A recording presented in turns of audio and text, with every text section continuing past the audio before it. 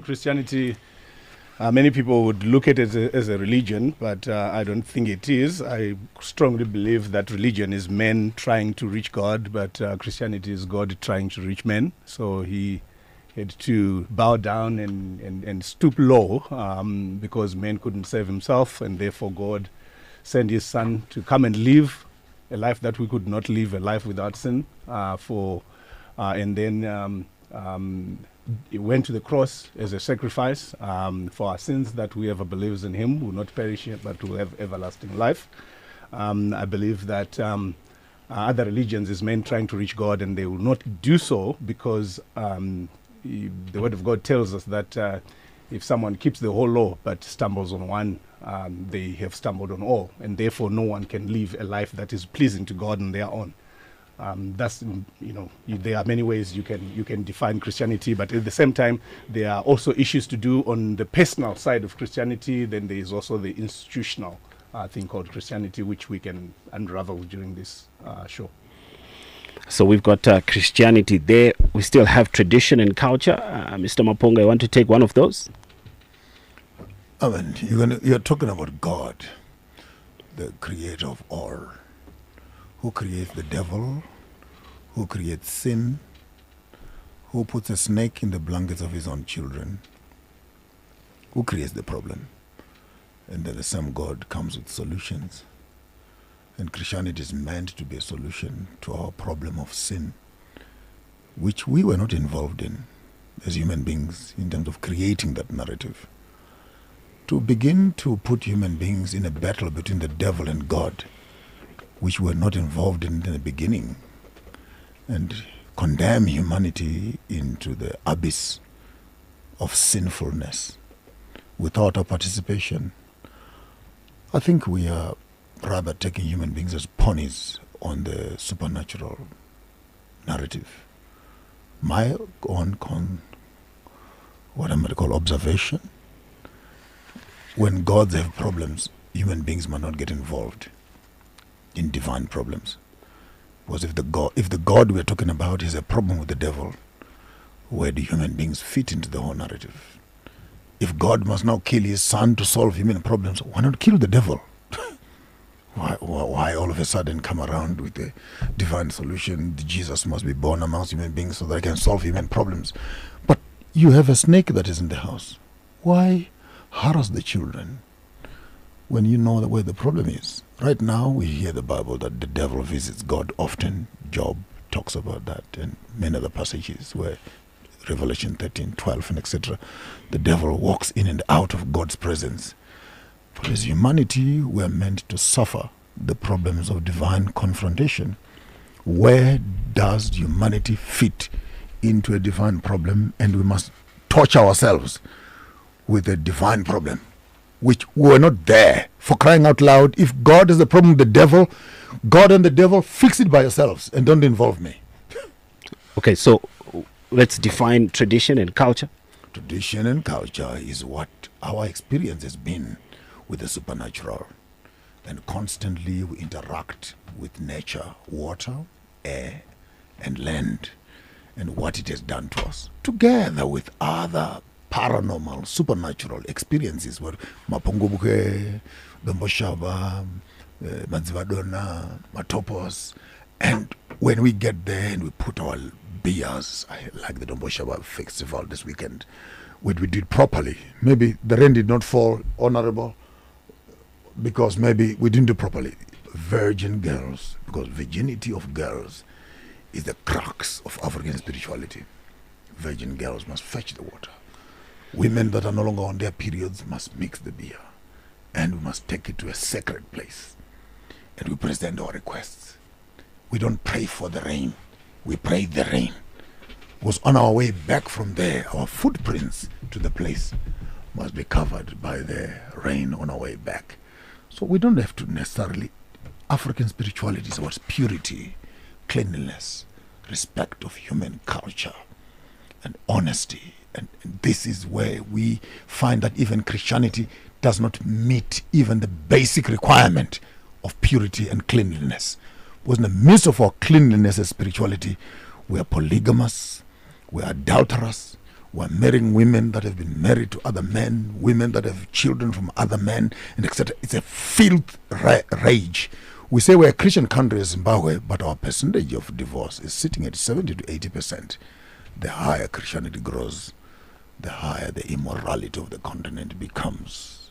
Back to our culture, where we can begin to respect humanity and living together in harmony.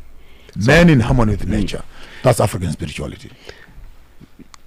Yeah, so let's get into faith on trial on the streets. You make of that definition of tradition and culture what you will. We hope that you've learned a thing or two from that. Faith on trial on the streets. We're on the streets and we're asking people, does Christianity hinder their cultural practices and the way that they view tradition? And this is what the street of Harare had to say. In a society, it's not only Christianity, saka zvinobva zvaafecta avo kuti vakutochinja mabeliefs avo, saka zvinobva zvaafecta like the cultures. Is Christ forced on someone, or is it a choice? It's not forced, but it's a choice. But zve religion kuti zvino influence like my decision. Ameno kuti ukatanga kubelieve kuti vai kuwadzimu unogona kutoona basic scripture inotogona kucriticize kuti zvemudzimu hazviti. Unoonamata through the spirit mediums uchinamata zvisvika kuna Mwari. So ndo pane pazvino zvichiclasha kuti Christianity ine kakupfawa kainako than tradition, because zvinodiwa pa tradition zvakawanda than Christianity. Christianity kune Bible, munhu wese anogona kungotangira kuverenga mubhaibheri wachitoti but izvi hazvidiwe zvaidiwe osaka waifamba sei wachiita sei. Zviri easy than chiwano, but chiwano hachina kana pachakanyorwa zvekutoti unotoita kutotsvaga munhu mukuru futi akudzidzisei, but vanhu vacho vamwe vacho vanhu vakuru vacho vakutongouyawo kumachechi, saka hapasisina munhu anonyatsa kuchifolowa zvakanyatsa kuti zvikiti. I don't believe Christianity hinders anything. And I also believe that if you are to pray using the African tradition way, but what now becomes a challenge is when people use the traditional part to look for wealth, like kuromba and stuff. That's when you see kuti vanenge vakuita zvemanjuzu and all that. And zvinotanga kuita mix up. So you find kuti even kunamata kwachona, it won't be beneficial for them. If you're praying and it is to the true God, then yes, my challenges are going to be there. But if you are going to pray to other things, you just come to a conclusion yakauyiwa nayo na Bible, in the sense yakuti vanhu pavainamata mamwe magods ese, and it yes zvakambotanga zvichiita kunge zviri kufaya and vari kubudirira and stuff, but then as time progressed vakazoti zvanizvo va-encounter ma-real life situations, ma-real life problems, then mwari wavo vese akatadza kuita show up. So yeah, we end up takungoconclude kuti Christianity is the only religion. So that's faith on trial on the streets. That is what you had to say when you encountered this question in the streets. And I'm going to bring it back into the studio. In the studio, we have Joshua Maponga and we have Pastor Mawesere from Northside Community Church. And I'm going to start by just asking you your reaction to what you've just listened to. I'll start with you, Pastor Mawesere. My response would be it's when people do not understand what they are talking about that many times, like the Bible says, people perish because of lack of knowledge. I was just listening to my brother speaking about discrediting Christianity and then starting to talk about his African spirituality that he was referring to. And the way he was doing it, he was still speaking about the God that he was accusing about Christianity, and you are still referring to him as as he's interacting with this humanity and spirituality, as he was putting it. He still was speaking about some creator who is somewhere, but you are still discrediting the same the same creator that Christianity is talking about. And so I found that to be a little bit on the he's being a little bit inconsistent there. But when I'm listening and hearing from the people who are commenting, of course, it's a mixed bag, just like that people who understand different things, differently. But I'm hearing people who hold to different views about spirituality in terms of Christianity versus Chivano. And Chivano Chacho, when you hear people speak about it, is it about worship or is it about other things? Because I'm hearing Mamashtaras Manjuzu, and when they're talking about that, is it something that those who are saying we are traditionalists are putting together with worship? What is it? And so I'm seeing people are confused, partly because they do not have convictions on things. Yeah. So I'll put it back to you, Mr. Maponga. When you were listening to some of those views, anything that stood out for you? You're running a national program called Faith on Trial. And I hope in the midst of this program, we don't become biased towards an obsessed ideology that Christianity is the only way. Then I'm the wrong platform. If we bring you here, are we being biased? Hold on a second. Are you for Christianity? Can you just hold on a second? Let me explain myself. When you say faith on trial, we're allowing the intellectual community to interrogate, to investigate, to question the very basics of faith. And I did not hear the program being called Christian faith. It's faith on trial. So we're looking at faith traditionally, faith Islam, faith Christianity, faith indigenous knowledge systems, and etc. Then our plethora of conversation includes all various forms of practice of faith.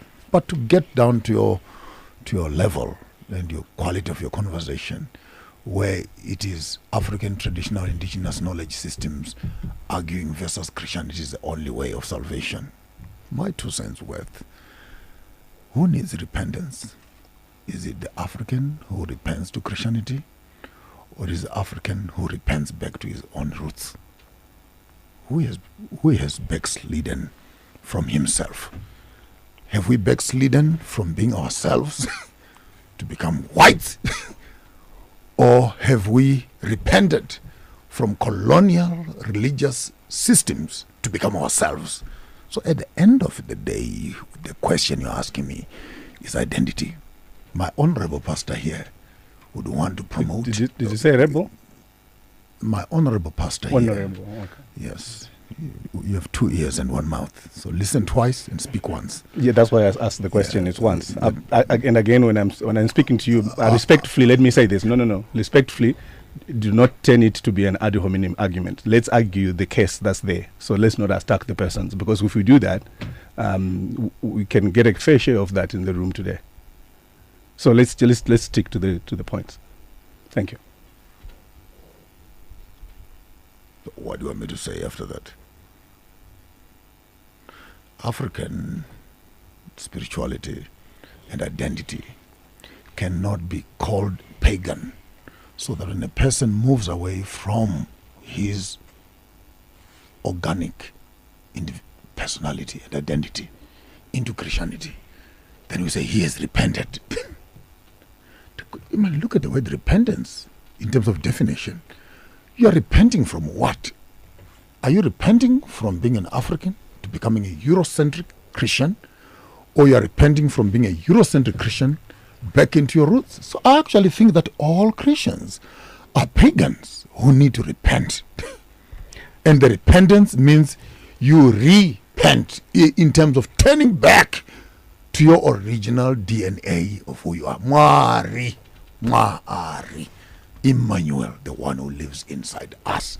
This colonial structure of a white Jesus, blue-eyed boy, tie and jacket God, who gets up and feeds people when there's an organ and a piano and people are filled with the Holy Ghost and etc.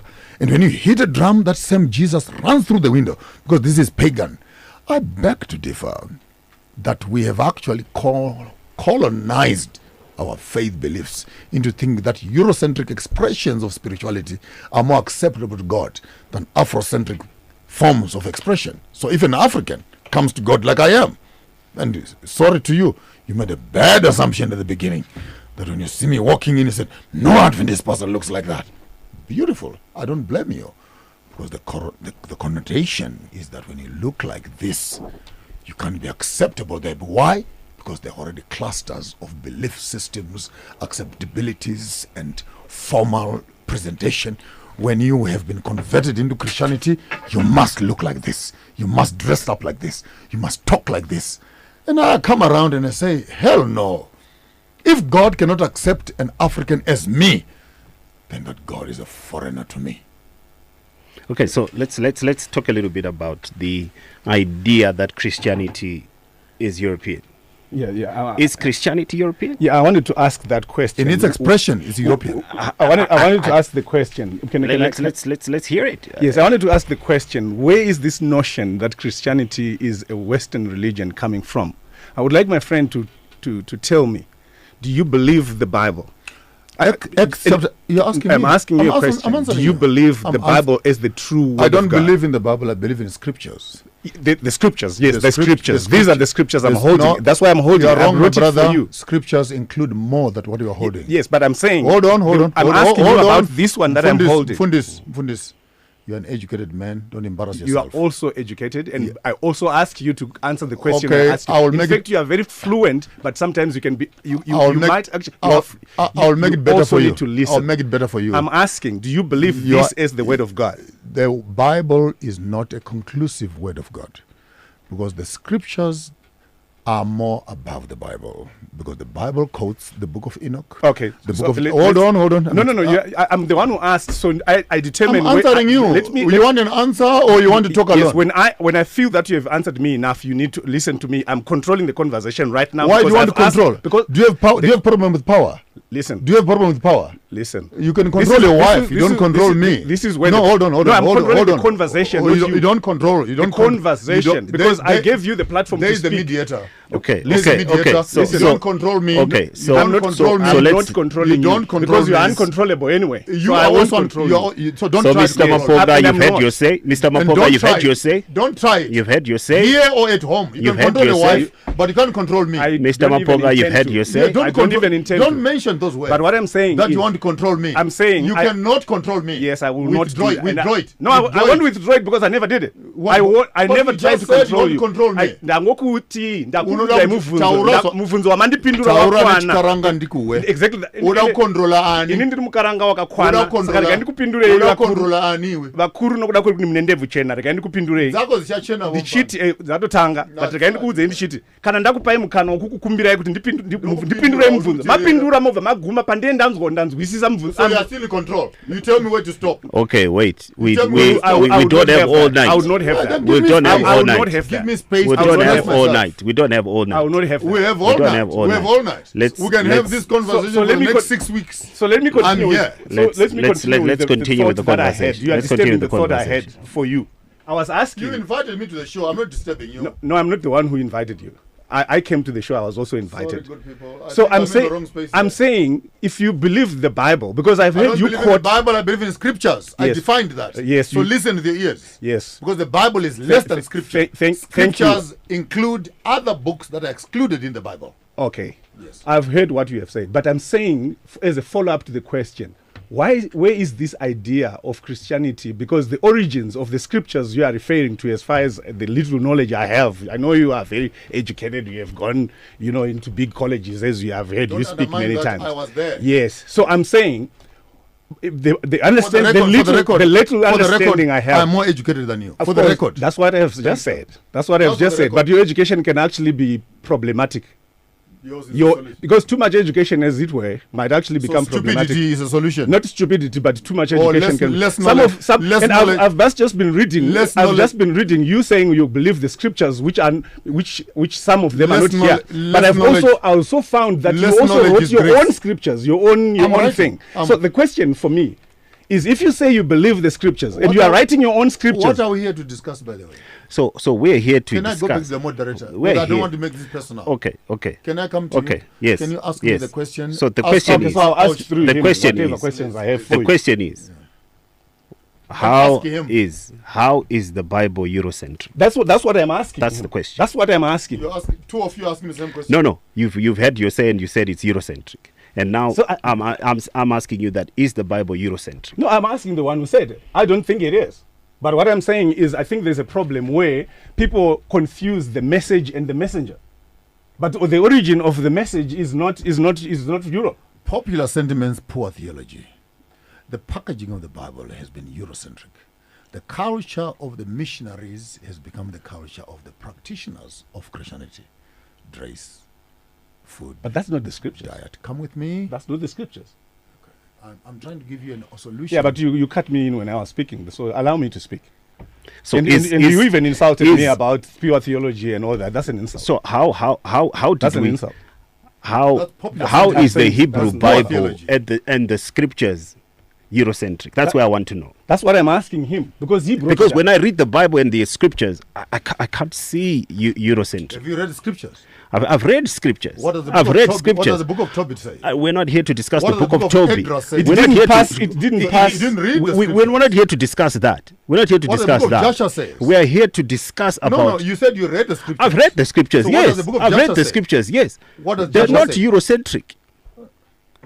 Okay. They're not Eurocentric. Your brother is died, and please go and sleep with his wife. They're not Eurocentric. Go and sleep with his wife and make children for him. The culture that understands that, they're the owners of the text. White people don't know that. So if white people don't know the scriptures, how are they responsible for the scriptures? Africans know that. Because So as we- now as I'm we- confused as we now. practice Christianity now. But now look. I mean, Now, I'll wait. guide Let you, me I'll just guide you. moderate. Let me just moderate. As we practice, Let me moderate. As we practice I Christianity think now. I think now. Hold on. I will help you. I want to bank Who is that. the moderator? As you practice Christianity now, you must practice it as a Eurocentric convert. Why should I do what you're saying me to must do? dress up Why like- should I dress like that? You must sing like. Why? Who said that? Walk to go to his church on Sunday.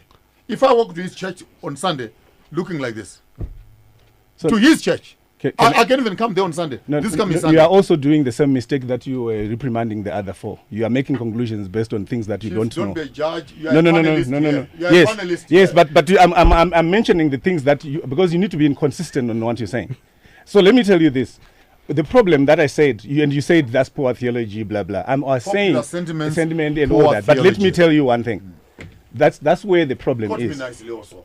No. I mean, I'm just speaking respectfully to you, my friend. I disagree with a lot of things that you write and say, but I do that respectfully, and I understand that you have the right to your own opinion, and your opinion can be wrong. It is wrong actually, as far as I say Your it. opinion is right. As far as I said, it's my own opinion as well, and you have So got your what opinion makes you about think- my opinion. If yours is But right, what I if want- yours is right, what makes you think that mine is wrong? That's exactly what I'm saying. You have your own Oh, opinion step- about step me, back, yes. my brother. But what I want to Just say what you believe and stand there. let me say what I believe and stand there. I believe And why that. do you have that? Why do you have that ring on your hand? Hey. Why do you have that ring on your hand? I decided to have it. Ideology, which is a Euro way of saying, when I get married, I put a ring on my hand. decided as to- an African. I decided and to you have say Eurocentric religion. Where does it? You are a personification that when you are colonized religiously, you even put on a ring on your finger as a sign of marriage to prove that when you are married as an African, you must now become married with a ring on your hand. And let me explain to you this. You need to also understand that as much as you want to castigate me for this ring, you have many things that are inconsistent with you as well about the very things that you are castigating. And I can mention a myriad of them about you, but I don't want to attack you as a person. I'm free. Let's talk about our beliefs. I'm free. Let's talk about our beliefs. I'm free. And then if you would like a conversation that is seasoned, This I would program must continue next I'll week. I'll tell you one It's thing. not a start. It's I'll just a tell start. you one thing. Yeah. I'll tell you You're one thing. starting a hammock nest. Wait.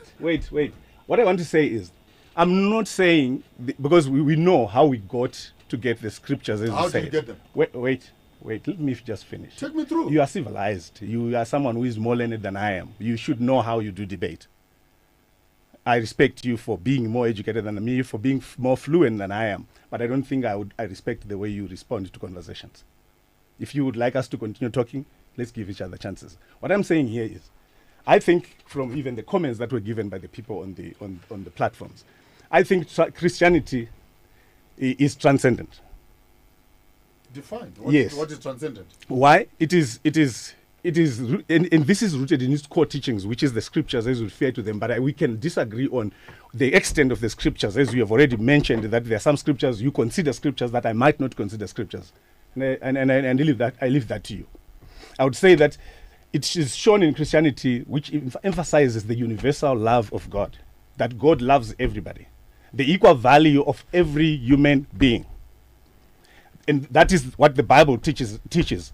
There might be problems where some people have not held on to that and preached it out or shown it by their way. But that is the messenger. As you said, poor theology, I heard what you said, the insults, it's okay. But I'm saying the messenger, if the messenger packaged it the other way, I don't discredit the Bible based on someone who failed to put it the way it is. And also, a reading of the Bible, which I believe, Genesis 1:27, Galatians 3:28, Revelation 7:9, it teaches that God is the creator of all people, regardless of race, regardless of culture, regardless of tradition, regardless of gender. I see that as something that transcends any other religion as you speak about it. Because even you as a traditionalist, you are actually almost in this room speaking and pointing fingers at other people and looking at them as barbaric. The white people are barbaric. Exactly, that's exactly what. But the Bible, the Christianity you are talking about, doesn't say that. It says everyone. Acts chapter 17. It is God who created us on the face of the earth and placed us in various places. But why are you quoting the very scriptures that you are saying they are Eurocentric? I'm saying there's more to the Bible than the scriptures. There's more to the scriptures than the Bible according to me. It is God who placed us on the face of the earth and placed us on the various spaces of the continent so that all of us can look for him. Perchance, look out and grapple for him in the darkness, though he is not far away from any one of us. When a European comes into an African culture and deems the African as uncivilized in his practice because he is coming from a Eurocentric civilized space, I'm saying I cannot accept a God who comes into my country with a passport, who needs to be introduced to me and be taught to me in Eurocentric words. A white boy with blue eyes who is supposed to have died for me on the cross when the same white man cannot even share a piece of land with me.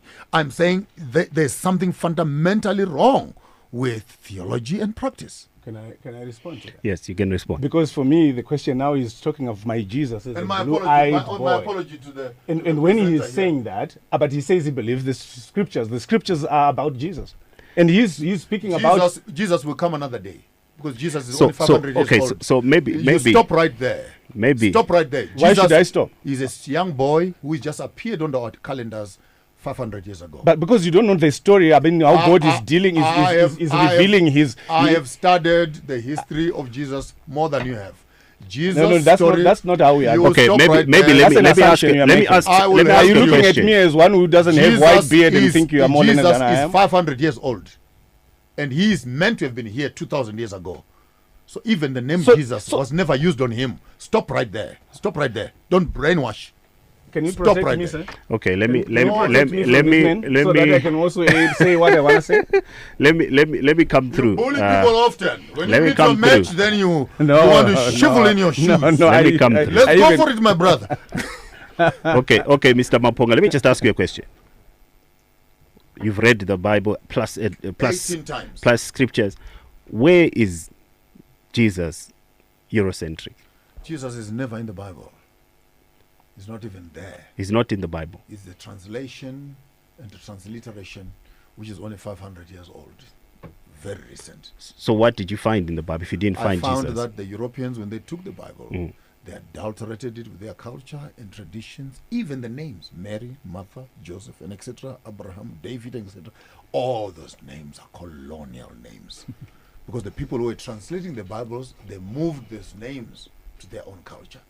And for my educated friend to come here in 2024, in all his education, and he has not yet come to glimpse with the fact that Christianity as we practice it has been a colonized, even God. The concept of I believe in God means nothing. Give me his name. Say I believe in Yahweh. Because even him in Exodus 20 says, don't have other gods before me. Why you follow so he actually acknowledges that there are gods outside of himself. So when you say I believe in God, you're simply saying I understand the appellation of something that is supernatural out there that is called God. But until you identify him You've said nothing. So believing in God means nothing until you give me his name. Believing in Jesus is a Roman Catholic theology of a Council of Nicaea, of an adulteration of Yahshua HaMashiach, who could have been a Jewish Hebrew-born Messiah, whom the Christianity space acknowledges as Jesus. But even Jesus himself never had that name being used to call. A quick question. My name is Jesus. Just a quick question, Mr. Maponga. You're still writing the Gospel of Maponga? You will read that book the day I die. I'm here as your messenger. But there's something that you've posted, chapter 1. We're on 450 chapters so far. We've only seen chapter 1. And 2 and 3. And 2 and 3. You saw 3 chapters. Oh, 450. So maybe let me ask you a question. I'll give you the connection to all of them. Maybe let me ask you a question. They're not worth reading. Wait, let me ask Mr. Maponga a question. What language is the Gospel of Maponga written in? I am going to write it in a common language of colonialism. Why? Why are you writing it in English? Why? Which then the African... Why is the Gospel of Maponga written in English? But you've just gone on a monologue to talk about how it's colonial. I'm giving you the answer. Let's hear it. The answer is that I'm going to write in a language... that is colonial. That is academically acceptable. I have also started translating that Gospel into Shona myself. Hold on. And I've identified few other people around, including Mutabaruka here, who is actually writing it in Karanga. I have others in Nigeria, in Ghana, who are putting it in. I can write it in Shona, but I will only be able to reach the 12 million people that are in Zimbabwe. And Shona is not an international language. So now the inconsistency because Romanism is alarming. Is alarming. You're writing your gospel in English, but you've just gone on a monologue to talk about how the English language is Eurocentric and should be used. Because Romanism is acceptable to you. No, it's not acceptable to me. How can you say it's acceptable to me? Do you know what's acceptable to me? I must write in Shona and you don't know what's acceptable to me. I must write in Shona and speak to a Luo. No. I must write in Shona and speak to a Fulani. I must write in the Shona. Gospel of Maponga is written in English. It's written in Karanga. So we've got it here. It's open here on my laptop. It's in English. And you're saying you're going to translate it. Why did you not start with Shona? Why did you start with English and now you want to translate it? This is inconsistent. That's what it's screaming to me. Is Faith on Trial is your program? Is your faith on trial? Yes, it is. That's why it's faith on trial. You're feeling it. You're feeling the heat. Bring it on. Yes. Bring it on. You never questioned why it was written in English. No. The Bible, you never questioned why it was in English. Because it's not written in English. It's written in Greek and Hebrew. It's written in Greek and Hebrew. I can also read Hebrew. I can also read Greek. But was it not? I can also read it. Was it not translated? I can also read it. Was it not translated in Shona? So it's neither here nor there. The Gospel of Maponga is not written in Greek and it's not written in Hebrew. It's written in English. That's the bottom line. It's written in English, and you've just said that it's Eurocentric. Translated into Shona. So why is it written in English? It's inconsistent. Maybe for the listeners who might not actually maybe understand what you're saying, I've got it here. It says in the beginning, the human being. It's a Gospel according to Maponga, Yeshua. Chapter 1. 3 Marara, chapter 1 of 1. In the beginning, the human being is spirit, and that spirit moves into the physical realm. The union of male and female is sacred as it joins the two spirits from form one and all that. Then read, please. Read. Don't say all that. Read. That's the first verse. No, read. So, but I'm just saying this to say. Listen. Don't paraphrase me. Don't paraphrase me. Read. Okay. And be honest. Okay, let me read. Let me read. Wait. Don't undercut. Wait. Let me finish the verse. I promised to read the verse. Let me finish. Yeah, then read. Yes, it says women. Why are you becoming judgmental? Give people it's an just opportunity. It's called discernment. No, it's discord. No, it's not. So it says then women are the official doors which lead into this life. Women stand as pillars at the gates which leads to the city. I read this not to criticize it. I read it to just say he was saying it's written in English. And I just wanted to put it across so that people start understanding what he's talking about. So please, I'm not attacking you. I'm just reading so that people understand it's the language. Is that true or false? True. That's what the Gospel of Maponga. Is that true or false? What you wrote is false, obviously. Let's read again. No, I won't. No, let's go slowly. No, I'll help you. I won't. I'm here. Andisingombe mavuka ini. But what I also want to ask you, ndindakanyora so ndala kubetsera moderator. Zvandoda kukumbirawo ndezvokuti let's be a little bit structured as we move because I mean he's a man of many words, and if we continue on this path, we may not be able to tackle the real issues and help the listeners out there who he is actually giving falsehoods. He's giving people falsehoods, and we don't want our people to follow this thing we are talking about. No, I'm let me be open and honest with you. You are 0772162561. Let's invite the listeners. Let's invite the listeners to phone in. I can explain to you. Okay. All right, gentlemen. We're now inviting the listeners. We're now inviting the listeners. We're now inviting the listeners to come in. 0772162651. You're through to Star FM. You can go ahead. Yep. Hello, Mr. Iti. Yes, what do you say? Let's be civilized. Program yatanga iri kutaura masides echi ekausha ne Christianism. Apa pandiri kuona kuti hondo yapo apa haichazivi kubudisa masides aya tu. Radza takuona achirwisaniswa. Inini nangu I'm a follower of Jesus Christ. That's what I believe in. Christianity is a word inoshandiswa as an umbrella kune vese vanotevera Jesu Kristu. Indakamirira Christianity ndinoziva vari kutaura vamaponga vari kuti Yeshua. Jesus Christ kumakristu ndiye semunhu iyeye, ende shoko Bible ultimately zvariri kuburitsa ndiye Jesu Kristu iyeye. Nyaya dzese kubva muna Genesis kusvika kuna Revelation, chakanyanya kukosha chaifanira kuburitswa ipapo ndechekuti munhu paakabva kuna Mwari in the presence out of the presence of God akazoesima kuti adzokere kuna Mwari, hapana chaanokwanisa kuita iye akazvimirira semunhu kuti akwanise kudzokera kuna Mwari. The only way yakagadzirwa kuti idzosere munhu kuna Mwari is Jesus Christ. Ivo Mwari vauya panyika vakazviita munhu, vakararama upenyu hwavanotarisa kuti munhu ararame. Handiti ndokutotera Jesu Kristu kwataakutaura kuti akuita. Hongu isusu we've got our free will, handiti tokona kutadzira Mwari, tokona kuita sei, but as long as tine faith muna Jesu Kristu, Jesu Kristu life yake yakararama tiedza kuirarama isusu, ndizvo zvinozotikundisa. Mukadzi wa Jesu Kristu uripi? Mukadzi wa Jesu Kristu arikudiwa pakuita sei apa ndibvunzawo zvangu. Toda kudzidza kuti tigoona kuti toita sei usavanhu. Mukadzi wa Mwari uripi? Jesu Kristu chikonzero chake chekuuya panyika. Ndati mukadzi wake uripi? Zvemukadzi zvinenge zvipindira papi apa? Toda kuziva kuti savarume nemisha inoita vanhu toitawo sei tidzidze kuna Mwari zvakaitwa naMwari nesu tigoita saizvozvo. Saka tichitevera matsiko aJesu, varume vose india munoramba madzimai tiite mabachela sezvakaitwa naJesu. Jesu Kristu anototsura varume semadiro akaita. Mukadzi wake uripi? Inzwaika murume handiti anenge achitotsurwa kuti. But can I come in? I think we when we believe different things, we also need to consider people as they unravel what they believe. When I look at where you stand and where I stand, I see there is a problem. Yoguti, we could have been. We are talking about with. I think we're talking to someone I think who is wounded. By institutionalized. Don't try to let me speak. I want to cancel that debate from the beginning.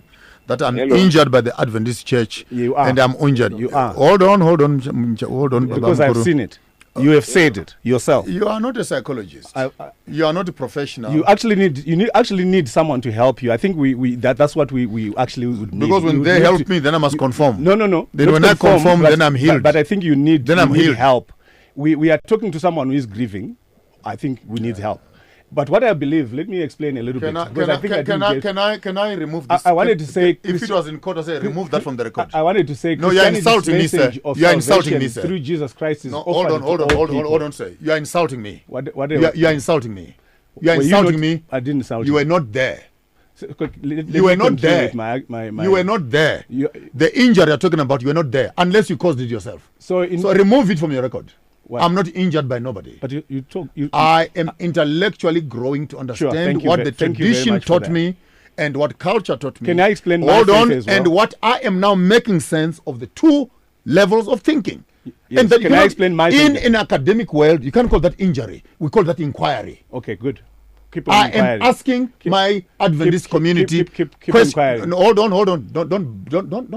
Don't use this condescending spirit. What? Of trying to no. Hold on. Don't do that. That's the problem.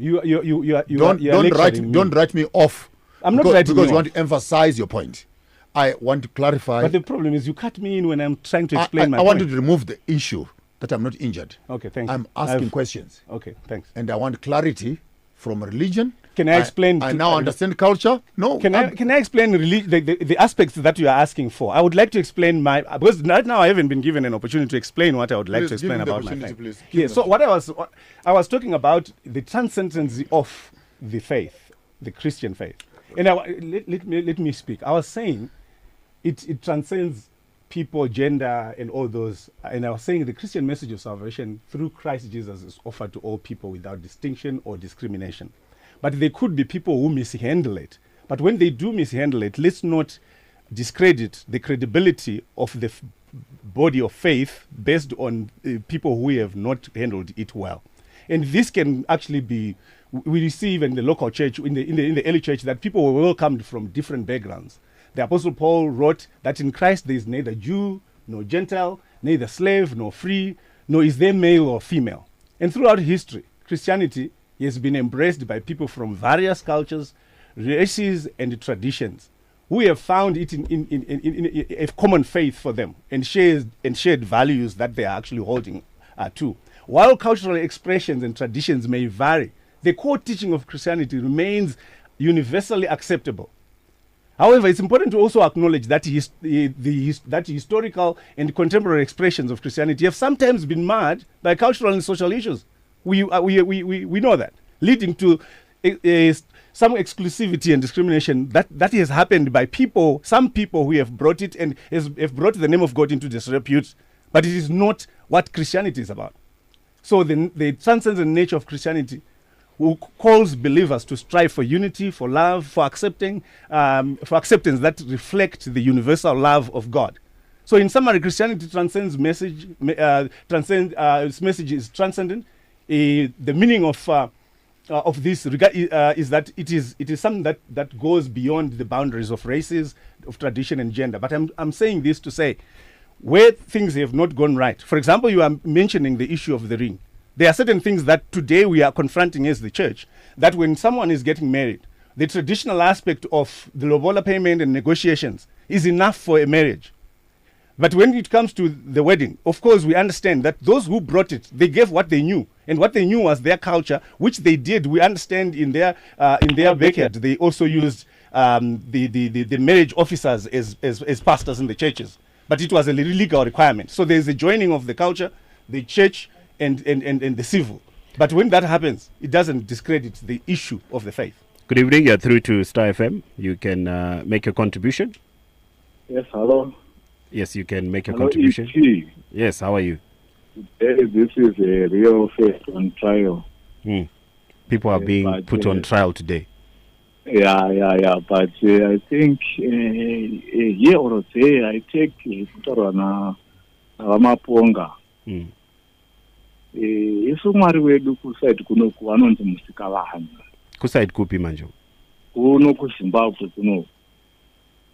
Vanonzi Musikavanhu. Akasiyana neuyo godhi wechirungu ari kutaura munotaura uyu. Zveshuwa kumachechi kwamuno vachinenge unotendeukira vanhu ukaenda wakapfeka kana majini kana kuchipfeka masiketi unozvionengwa kuti handisi kuchechi. Unotoona kuti ndarasika samwe.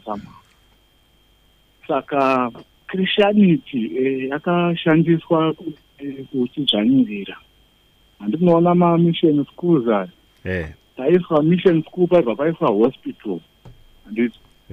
Zvaitwa ndezvekuti mission school uchanodzidza uchadzidziswa vanhu chenyu chamakadzidza culture dzenyu tradition zvinenge zvinoshorwa kuti daiso chaimbai kuti yanzi mabvunzi sengundu dundundu setara ufa wakadaro usina kudzidza ndoziva ndiyo yava yekuenkareja kuti vanhu vaende kunodzidza kuzvikoro zvevarungu. Kana tagwara tochienda kuzvipatara zvevarungu. Ndosaka nanhasi isu n'anga dzedu dzichishorwa tinzwe dzinotepa vanhu mishonga isina kutestwa kudini, asi ndizvo zvairaramisa vanhu ivavo for all along. Handiti? Now uyu mwari wedu musika vanhu uyu haana kusvika Adhamu sekutanga kusvika Eve sezvinotaurwa mubhaibheri. Isu wedu wakangosvika wose, murume nemukadzi vakatopiwa basa kuti nini chidini, vakatongosikwa kamwe chete vachitoziva kuti basa ravo nderekuti vanhu vawedzere. Handiti? Like angataura navamapunga kuti handiti tinoti kuislam tinoti tinodzidza pane zvakaitwa naanonzani Muhammad, zviito zvake zvaakaita zvakanyorwawo pasaidi pazvo nezvaakaudzwa nemweya. Saka asi kuna Jesu hatikwanisi kuzoti Jesu anofungei pamusoro pemere zvisingazivi kuti akamboroora here kana kuti kudini. Kuti anotiti pamusoro pemere hatizvizivi, wozivi hanambodini hana kumboroora. Iwo haungadzidzisi mwana wako kana kuti kutamba bhora iwo usina kumbonyatsorikavawo chikweshe chacho kana kuti kudini. Zvaunomudzidzisa unenge from what you suppose. Asi kana wakambopinda mazviri unoyadza kudzidzisa uchiziva kuti I want to get to this and that. Saka hazvo tisingashoriwe pane zvarakanakirawo zvechiKristu, asiwo chivanhu cheduwo pane zvimwe chakadini chakanakira. The cases kwakabva nana kumaJudha uku ndiko kuvaitanga kudzikisirwa vakadzi, ndokwa vakatanga kushorwa vakadzi, ndo vakazokonzeresa kuti isu vakadzi vakuno kwakagara vakakosha. Ndosaka tete nanhasi tete vari ndobaba kana hanzvadzi dzafa pachivanhu cheduwo unochizivawo kuti vakadzi vakakosha sei. Saka mandikubvunzei saka vanhu venyu munovadzidzisa chivanhu here? Napana vanhu vanachitaura navo kamene kana mamakateerera vanga vachitaura kuti no chivanhu hachisi kudzidziswa vana, munovadzidzisa? Ndosaka takuti heritage based kuno muZimbabwe, heritage based katoziva. Yeah, so one of the issues that came out of Faith on Trial on the Street was that no one is educating people according to the people that I spoke to, and it's just unfortunate that we lost that caller. Maybe let's take another one before I bring it back into the studio.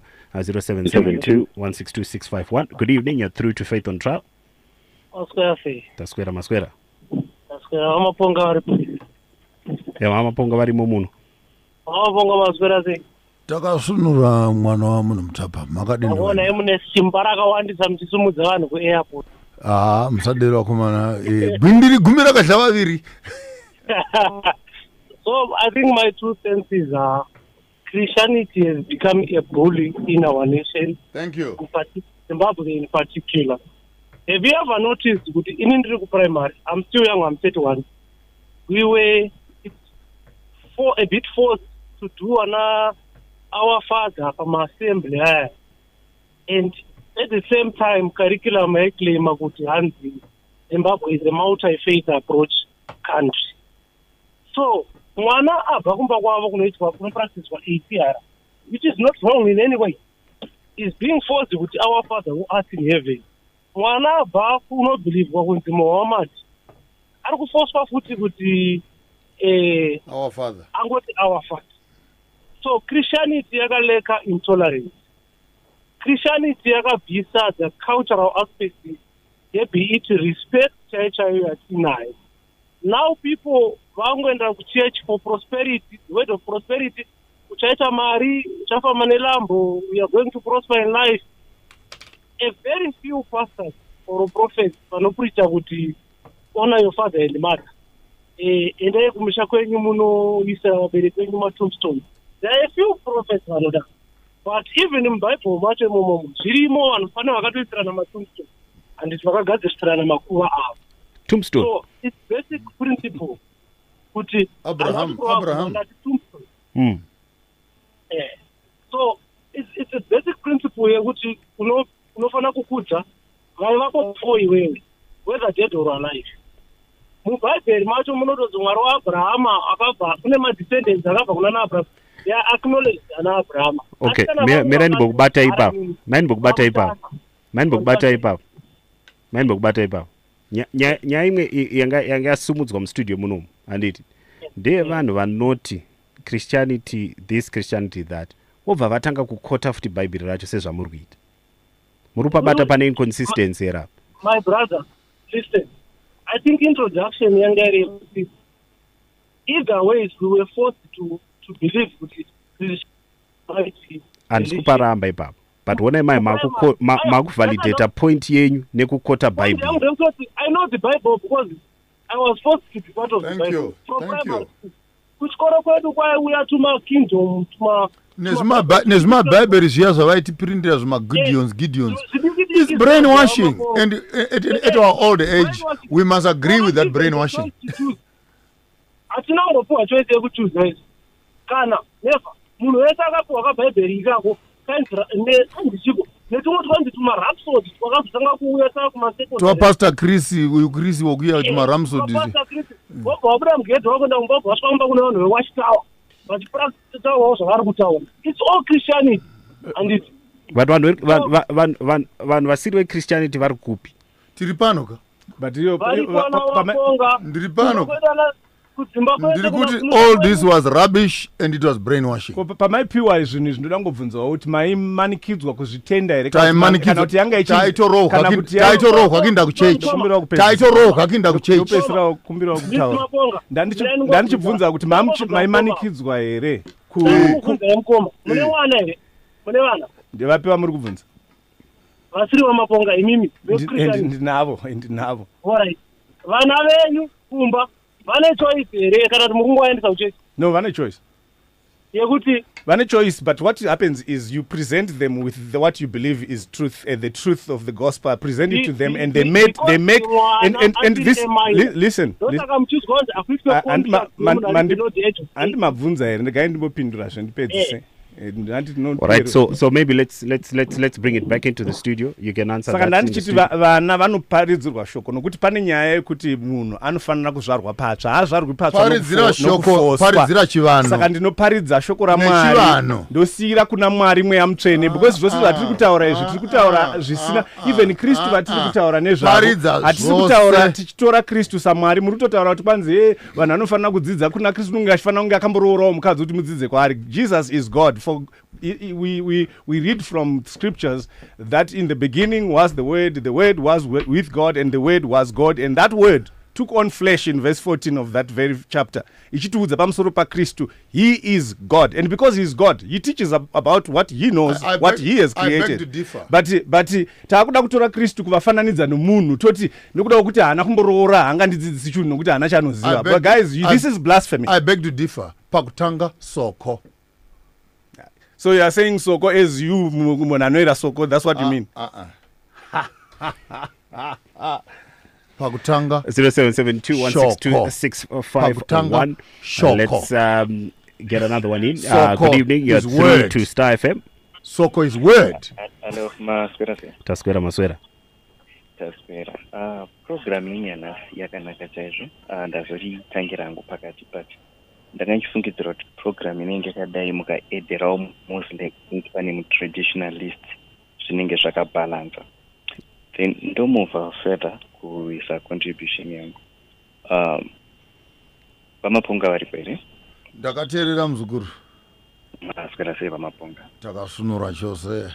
Yes, nyaya mataura tiri kuinzwa, and chimwe chinhu sechambotaurwa neodiyambo vanhu vari kutidzidzisa nezve African tradition, it then becomes difficult kuti zvimwe zvinhu zvacho zvamunenge muchitaura tinge tichikwanisa kupikisa kana kuzviaccepta kuti hatina manual yatiinayo inotaura kuti iyi ndo standard like kuchristianity tine bible rinotaura rinodaita ndosaka ndichinyora bhaibheri muzukuru ndiri kuzama kuunganidza oral tradition kuti ive also a reference point because makristu awa vatabhisa makore awanda shoko rinoti John 14 sekuti imi zvenyu zvinongotaurwa ndikati ngandimbounganidzai kuti madzimai edu anobereka sei vanhu tinorovora sei and it's not exhaustive but at least it's a starting point where many of other contributors will come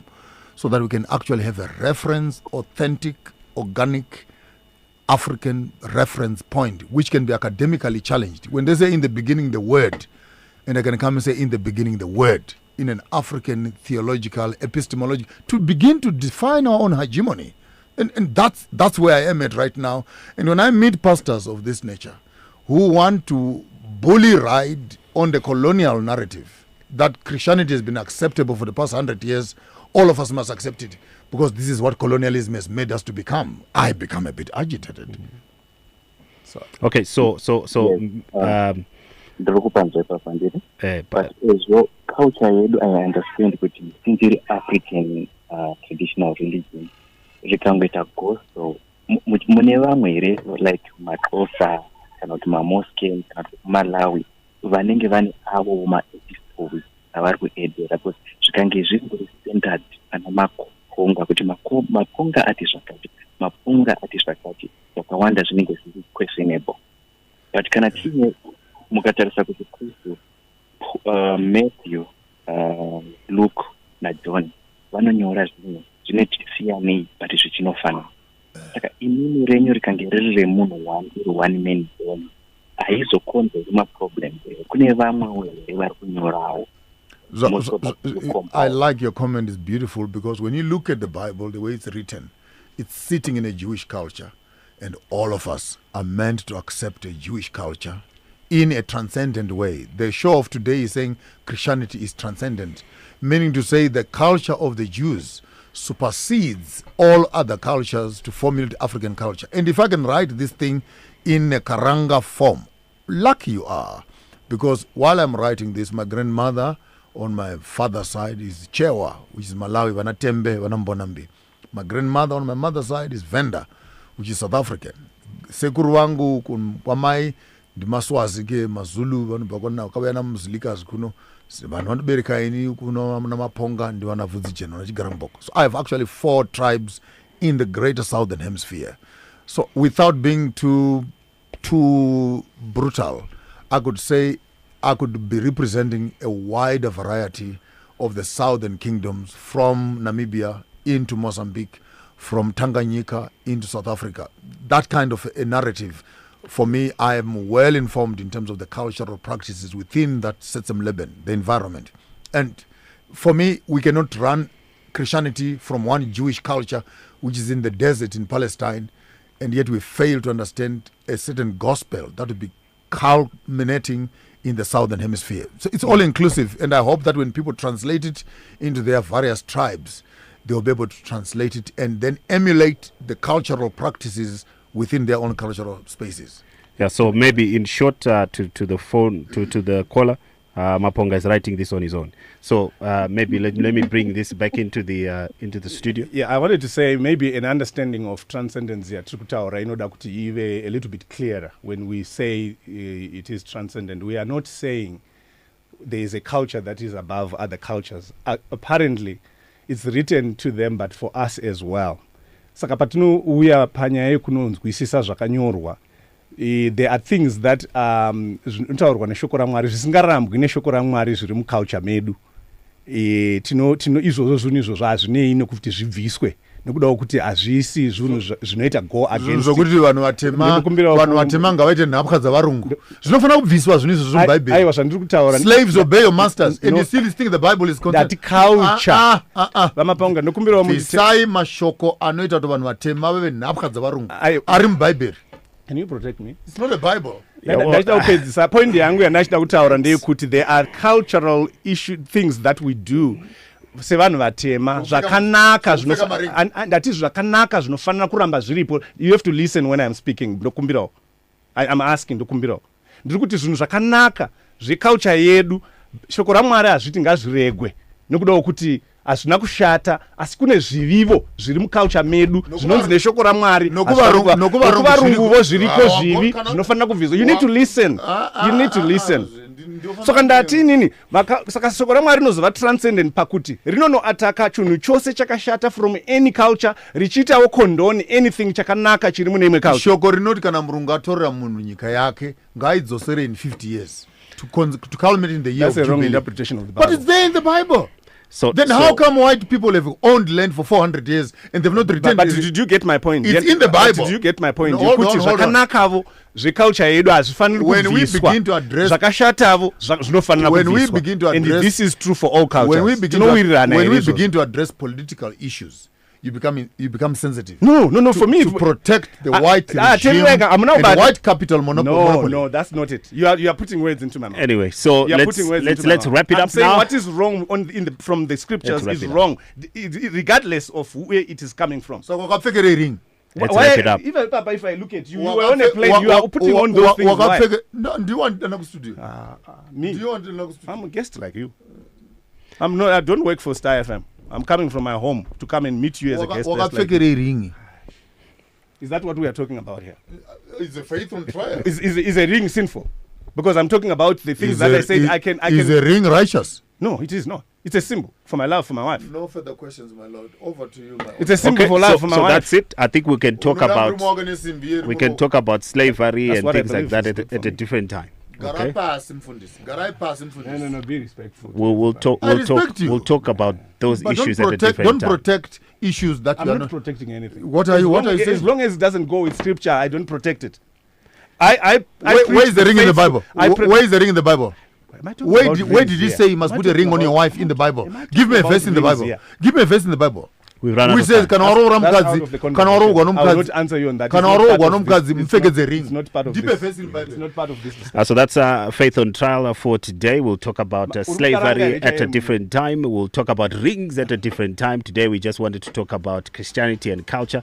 Slavery, we'll talk about it. Everyone was a slave at one point in time, depending on which part of history you're talking about. White people were slaves, black people were slaves. But we'll talk about that at a different point in time because we have run out of time. And as usual, we would like to make sure that we give you our answer to the quiz question of the day. So Zimbabwe, with 87% of our population professing to be Christians, is not in the top 5. It's actually number 10 in terms of the countries in Africa there. And there's someone who posted that in the group, so you can have a look with regards to that answer in our Faith on Trial official WhatsApp group. And as usual, to close out the show, I'd like to thank our guests. We had Mr. Maponga in the studio with us, and also we had Pastor Mawesere. Mr. Because the Queen never gave me the title. So don't Mr. And to me. close out, we have Agatha, who sent through this song request. Hi, it's Lisa from Skies. May you kindly play Makatendeka by Agatha Mrodzwa. I remember 2010, my mom survived 3 car accidents in 1 week. So seeing her walking today, I'm seeing God's hand. I'm seeing God's favor. So God is so faithful to me. Thank you so much. But I think it will be very nice. I mean, on many subjects that we can cover. For today, I have 7 major streams of information. Because when you're doing public speaking sometimes and in a space where we are decolonizing the African mind, we needed to have thought through the process itself so that when we begin to attack the system, we know exactly at which angle are we focusing on. So on the top side is the politics and governance, which speaks basically of the legalities, the laws, the frameworks of managing the black mind and how the colonial system is actually sitting there. When you hear the young politicians, even old politicians, talking about the rule of law, our constitution, our this, our that, you know that it is a recited information which is already showing that your mind has been captured to think that a colonialist method of governance is superior to your own indigenous method of governance. So that needs to be decolonized. So our opposition parties and our leading parties, they don't need to get into power to manage a colonial system, but to transform it. Because all the legal systems, government institutions, are bodies of restrictions for black people to break into the space of business. So they're all the legalities. You can't do this. You must get a book for this. You must get a regulation for this. You must get a certificate for this. If you look at it very carefully, and you end up finding out, like even the issue of these illegal miners, who says they're illegal? Because a black man is holding gold is illegal. When an Anglo has been digging here for donkey years, they are legal miners. Why? Because the governance system allows only a few people to hold the gold. So even if you have gold underneath your house, you can't hold it. You can't. Because it's illegal. You must have a certificate from the government. So the legality part, which for me becomes the very first, which is the governance and legality, needs to be decolonized. So that when a local person is holding their resources, they can't be illegal. Than the illegal multinational who is actually claiming that he has rights to your land and to hold your resources, which you can't hold yourself. And second on that will be the issue of education. Which is what I might want us to focus on the first part of the show itself. I think it would be nice to start with education. Education, and what is it? So I'll leave that, because that's what we're going to be discussing. And on the third part of that is the business and commerce. And what informs that? And there is banking also, right in the business space. Who is allowed to do business and who can't do business, and what kind of business? What are the means of transactions? And where is the money being kept, and how is it recycled? How do black people get finances, and how do they pay back their loans? What are these sureties, and who has the access to the land, which is the surety for the bank, and insurances? It's all this structure where you find that the business sits on when they are saying our economy is doing well. You hear them talking in an exciting way. Our economy. And you look at them very well and say, are you sure it is your economy? Which part of it is yours? You are all servants and slaves here. It's about employment to you as black people. To them, it's about ownership. 100%. So it's your governance systems, then comes your education, then comes your business and commerce, and thirdly on that it will come agriculture. Agriculture, and what does it inform? Who supplies food for us? We need to decolonize even the food itself, what we drink and what we eat, because what without knowing it, the next level, which is the health, speaks to that, because what we eat results in how we are being treated. So, and lots of rules there again. Who plants what? Who does not plant what? Which health system is acceptable? Which medications are acceptable, which ones are not acceptable, and acceptable according to who? I mean, the other day talking about the Mhlonyana here and said, we have not done tests. Like hell no. Testing what when our people have been drinking this for the past 3,000-5,000 years? They've been testing which it. Which other tests do you want to test? Ukuthi Mhlonyana uyasebenza when amakhrutuman are telling you that this is how we've been living for thousands. According to whose standards? According to whose standards. Then last but not least on that, then you have your entertainment and sporting. Even now, people are excited about sports. But you look at it, I mean, you look at Mulabalava, the old game, which was mathematical. 2 here, 3 there, 4 there. Roll them around into calculating, into adding, rather than just boys chasing a skin of a dead ox, which is a dead mind game. I'm sorry for soccer lovers. I'm a Pirates, me, I'm a Chelsea, I'm a Man United. I'm a Highlander. People buy Highlanders. Highlanders in Zimbabwe. People buying uniforms and jerseys. Shout out to Highlanders and Zim. So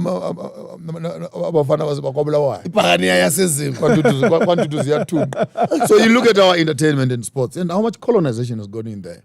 What we say sports right now, it's cricket, it's rugby, it's soccer, it's snooker, it's what? And you look at our African games. It's tennis. Sports. So how are they building us, I think, is what he's touching on. Yeah, I guess. And again, you find that a black man running an African company, he will take money to invest into white games. And what makes these games alive is simply because people are able to put money into it. The other day, I noticed people were climbing trees. This is a sport. Can you believe? Climbing trees, literally, like riding bicycles. So can't we find our own indigenous games and make them commercial and also be able to put money into that? Then that speaks also to fashion and clothing. And lastly, that's my department, spirituality and religion. So when you're looking at the colonization as a project itself on these 7 pillars, then you need to understand that many people now rush to me when I'm talking about the Jesus story. No, they want to come and toy around me and say, hey, my friend, leave me with religion. There are 6 other departments there that equally need your mind. So all of us, professionally in our various spheres of skills, we need to go back into those spheres and influence the transformation and the decolonization that we need. So that not one man fighting only from the religious corner. But instead, the commercial guys must come forward, creating new banks, new insurance companies. The education guys must come in, creating new curriculums. The innovations and agricultural guys must be coming with indigenous plants and foods and diets and drinks and what. And so that the revolution burns the whole bush. For me, that becomes an all-inclusive. Comes from all directions. So don't come on these platforms and complain about what SBU is doing and what Panuel is not doing, what Maponga is not doing. People always have recommendations. You must be doing this. You must be doing this. I said, hell no, I don't work for you. Find your space in the struggle. Yes. Take your skills there. Start the transformation, even in small little things. Let the revolution be for all of us. Jeez. Education, please keep going. Tina sizofunda. Education, formal and informal. Formal again, according to who? Informal, according to who? This is funny, because what you call informal education is actually the formal education. Because the informal education prepares you to work. Actually, it is the education that is not written on paper. It is what you do as you learn, and you learn as you do. Whereas the formal one is where you must do the bookish knowledge system first in a university, and in conclusion, then you must write a CV. Then you show us what you have studied, but you can't do it. Then you say you are educated.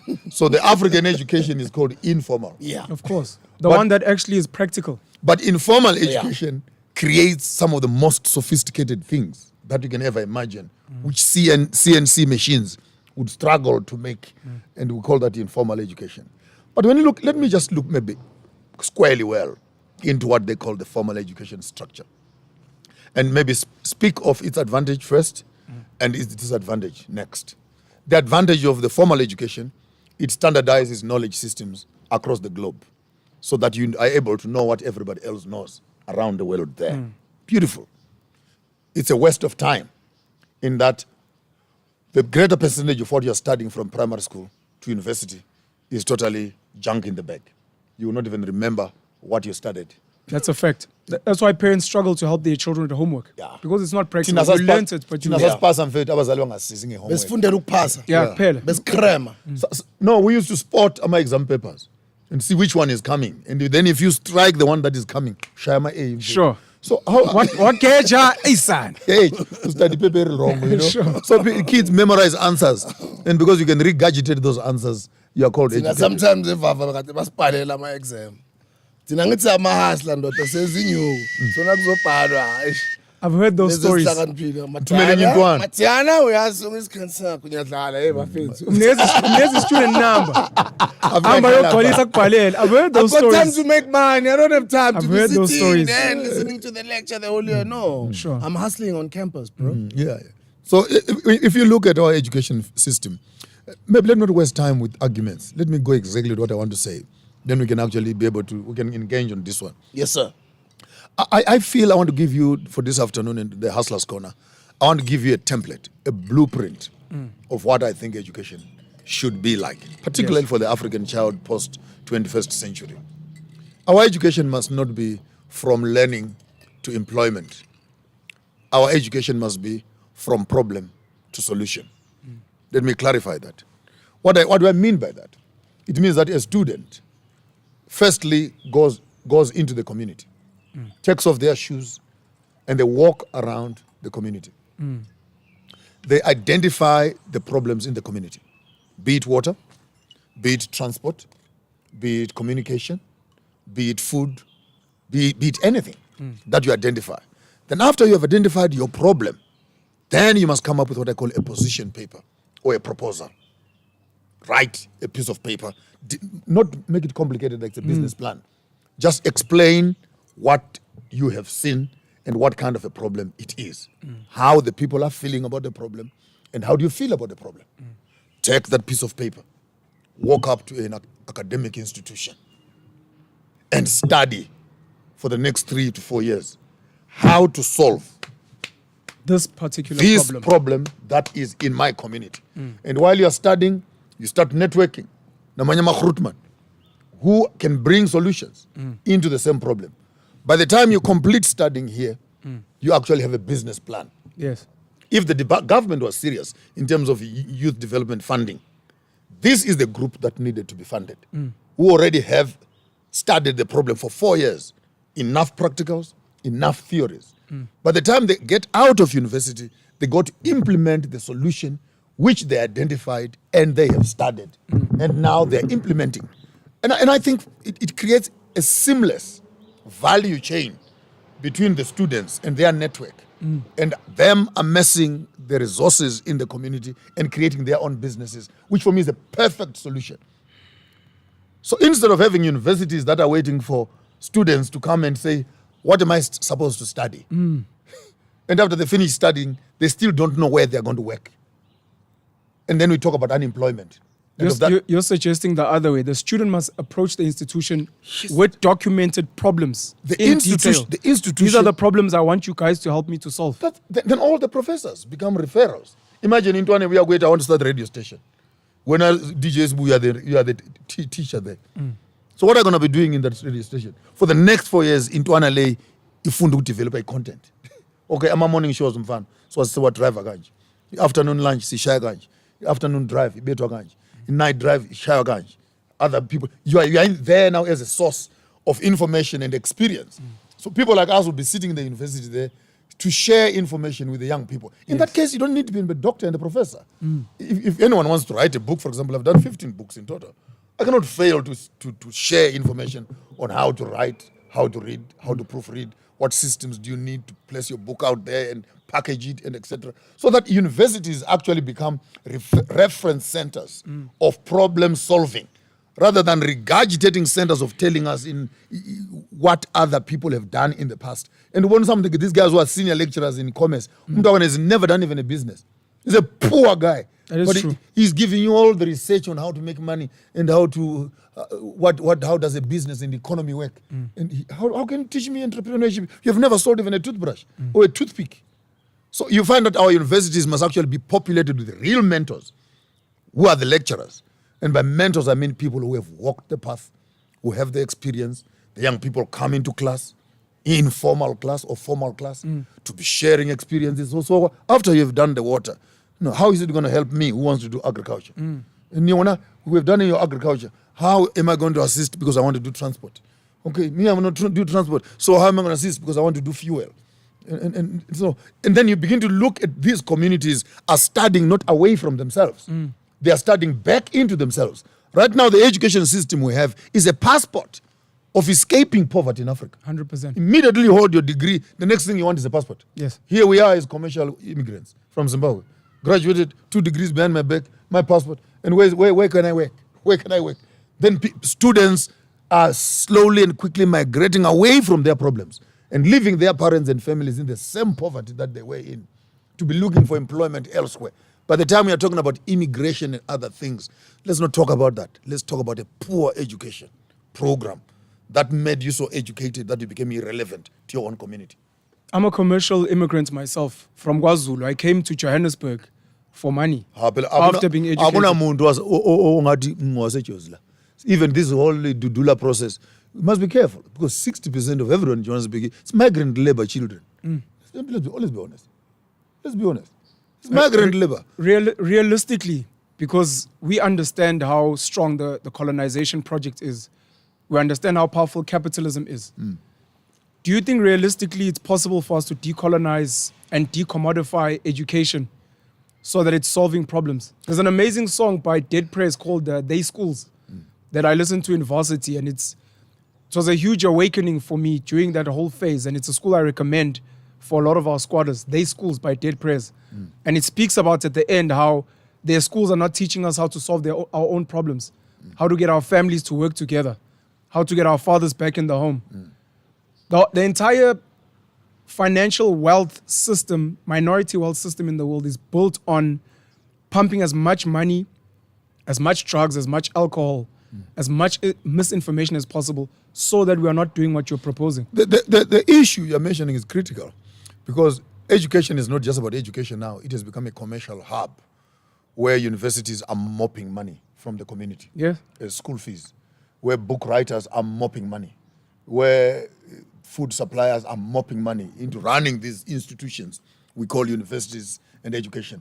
And above all, the red tape of passing and failing and etc., which is a well-managed and oiled system. I mean, to be honest with you, hustler, how many hustlers out there have a degree behind their back? I mean, even on the top notch to say Bill Gates, to talk about Mang Mang and the Mutsepe who are making money here, or Ramaphosa, to tell me how many of them can be gloating over a degree behind their back. Yeah. So it's not true. Let's first of all remove that notion. It's not true. Don't tell your children, get educated, my child, and you get a job and you live nicely. It's not true. Otherwise, why are graduates struggling with unemployment?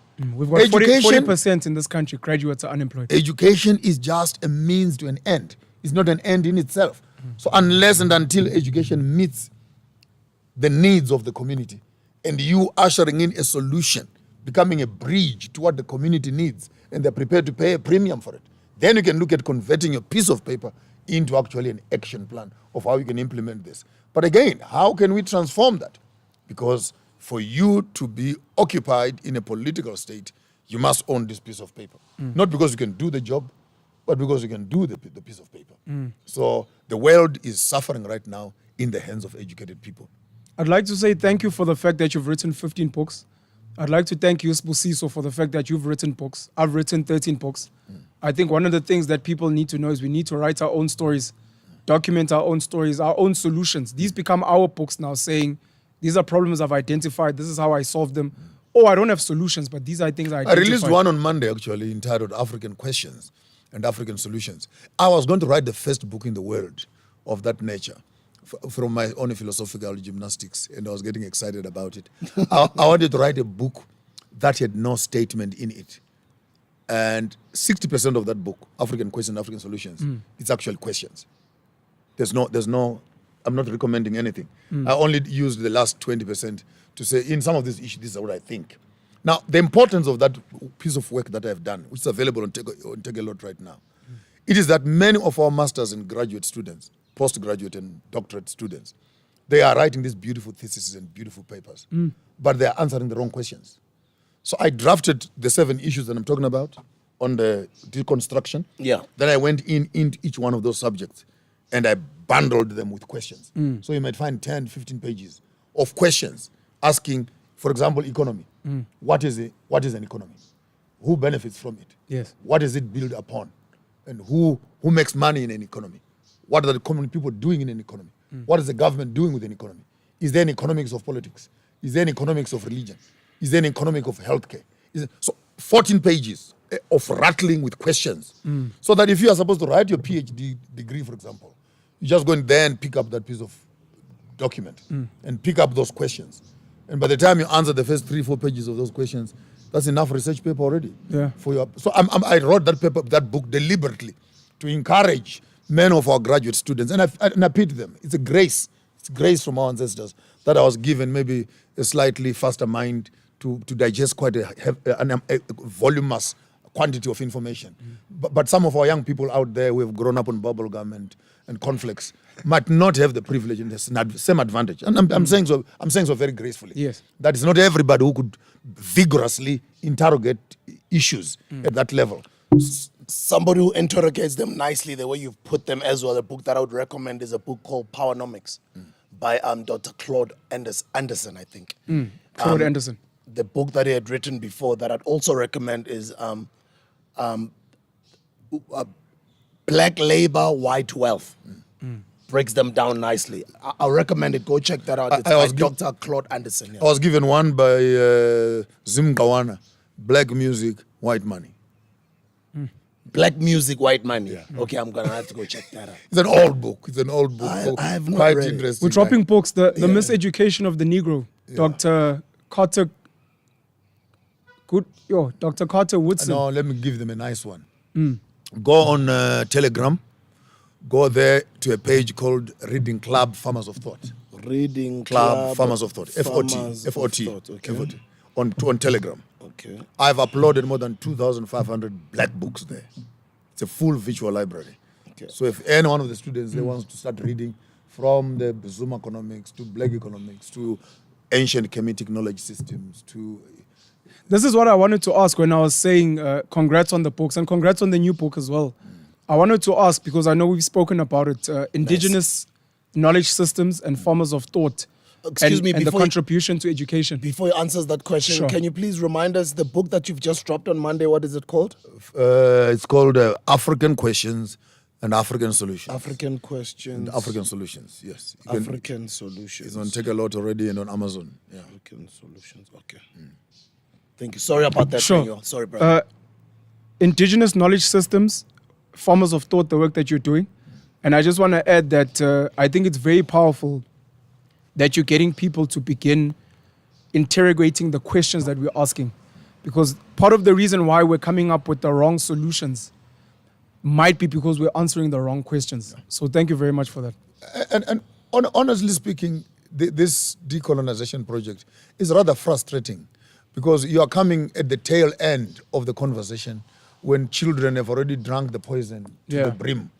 Instead of them asking what they drank first, yes, they're asking you who is questioning what they've been drinking all along. Why must I go to school? Why must I eat this? You know, they've already accepted that for you to make it in the society, the structure is like this, like this, like this, like this. And you come around and you challenge the very status quo to which they are aspiring for.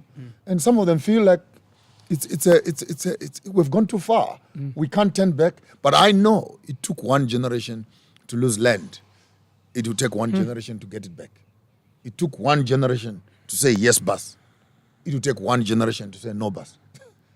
It just takes one generation. That is sick enough for to being say, sick Jesus, enough. pack your bags Sick and go and back tired home. of being sick and tired. As much as one generation says, come in. So for me, it's not science fiction. It's just we need to be tired enough, we need to be fed up enough, and we need to be hungry enough for success to say to ourselves, enough is enough of becoming a dumping yard of European gods, European economics, European politics, and these democratic lies, European education. And finally, I think our generation is beginning to wake up and smell the coffee. That man, hell no. Someone has been lying to us all along. This fella hanging in the sky, supposed to come back and assist us, looks like he's not coming. And when a man claps you on one cheek, give him the other cheek. And that only appears to black people. Because a white man is allowed to do that. Qua! And the Bible says, give him the other cheek. What about us as black people? When are we also going to strike the white man? Because we still have a chance also to be given the other cheek. Sure.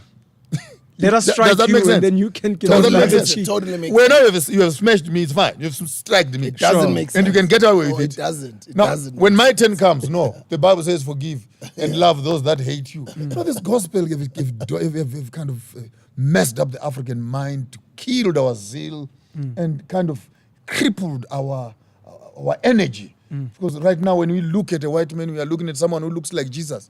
A fellow white man. You can't fight a man who looks like your savior.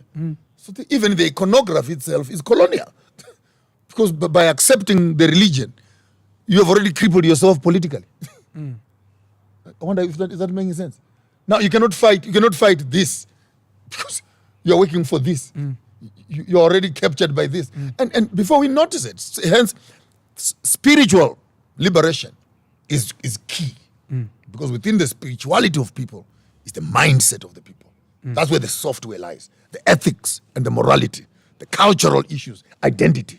It's settled right in the spirituality space. What is spirituality? It's you living in harmony with nature. Basic definition. It's you finding your identity and how you are joined with everything that is around you. Your relationship with nature. Your relationship with nature. Is spirituality. And your relationship with yourself and those that are around you. So it starts off with your self-preservation, cultural and natural preservation, and now incorporating of others. So if we can begin off with spiritual liberation, I think we'll be able to know that within spirituality, everything comes down because eating becomes a religious expression. Dancing is a religious expression. Hunting is a religious expression. Working is a religious expression. Marrying is a religious expression. So therefore, everything on the top, even politics, it becomes the politician himself must go and talk. We must install him in power in traditional governance, and we must connect him to nature because as a king, he's now the custodian not only of the people but of the fish, of the grass, of the animals, and everything else. So we literally install a king to be a custodian of that which sustains us. Whereas in a political environment which is adulterated from our politics, a political leader is supposed to be in the office up there. When it does not rain, the politician does not even know what to do. When there's an epidemic, the police does not know what to do. Whereas in a cultural setting, that's when we cook our beers, that's when we collect our waters, that's when the elders of the city come together and they sit around and say, hey, gentlemen, have we killed someone here without intention? Is it possible that our aura has disturbed what is above? What is it that we have done which is causing this? And in the midst of that interrogation with themselves, solutions are found. Debts are paid, ransoms are returned, and then beers are brewed. People are, not for any mystery that is in the beer, but when a community is in agreement in a spiritual sense, come on guys, there is something that happens even where there's no God, where there's unity, things go. What are indigenous knowledge systems and what is the farmers of thought? Farmers of thought is a jungle of an institution. I've actually thought I would register it, and except but I think I'm falling back in the same trap again of trying to formalize something. I'm trying to keep it as fluid as it can be. Farmers of thought is an institution where we're introducing our partners and friends and students to multiple facets of Afrocentric perceptions and interrogation of issues. Basically looking at 3 estates: the estate of the mind, as to what are we planting and who is planting, and what quality of seed do we have. And when you notice that you have the wrong seed in your field, can you go and uproot it? Can you redo the ground and plant again? I'm not talking about the ground, but I'm talking about the mind.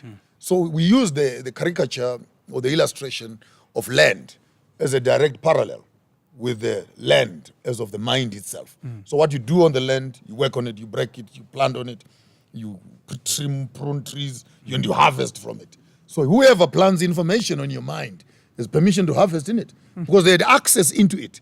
They have access out of it. So until we can have ownership of our estates of the mind, we cannot be responsible for the next estate, which is the estate of reproduction. And reproduction speaks of posterity and continuity. What kind of children are we bringing into existence? And what sort of future are we building up for them? Are we responsible for our own reproduction? Or it has become a project again of United Nations and our political figures who must decide when you must sleep with your wife and how many children you must make. So our reproduction is now being affected because we don't own the last estate, which is the estate of the land, which is where our economics and our roots are. So you cannot give a man land underneath his feet if he does not own the land between his ears and does not own the land between his 2 legs. I'll say that again. You can't give a man land underneath the ground if he does not own the land between his ears. That's what Farmers of Thought is about. It's an institution. And he does not own the land between his legs. If you are given this land and you don't own the land above your head, what are you going to do with that land? Because everything else that is exterior is started by what is in here, right? And what I love for me is they're recording these conversations. It's always online. Yeah. Whether he's speaking to people in Nigeria, he's speaking to people in the diaspora community, he's speaking to Pan-Africanists, he's always online, whether he's on Facebook, he's on the internet. So somebody else can say, but you have to document it, you have to register it. But then you'll come and say, according to who? and by the way, when I started doing this program, I went on Facebook. Guys come to me, hey, Maponga J, that is a location, man, a Facebook. You must come to Twitter. And you must come to Instagram. Facebook except but you know the Twitter is violent, yeah. Twitter is very violent. For me, what I love is that knowledge has been documented. Yes. It's just like the reason why we started this podcast. This is an educational platform. Bishop, we're meeting a lot of people who are saying, when I first started listening to you guys 6 months ago to the person that I'm becoming now, I can feel a difference happening in my life through just the content that I'm consuming, watching you guys produce. So for me, when I hear you say what you're saying about Farmers of Thought and seeing how active you are online, I'm happy that you are not only documenting, writing as many books as possible, you're going to one day, unfortunately, pass on empty. And that's what we want our leaders to do. Not only our leaders, but just people with knowledge.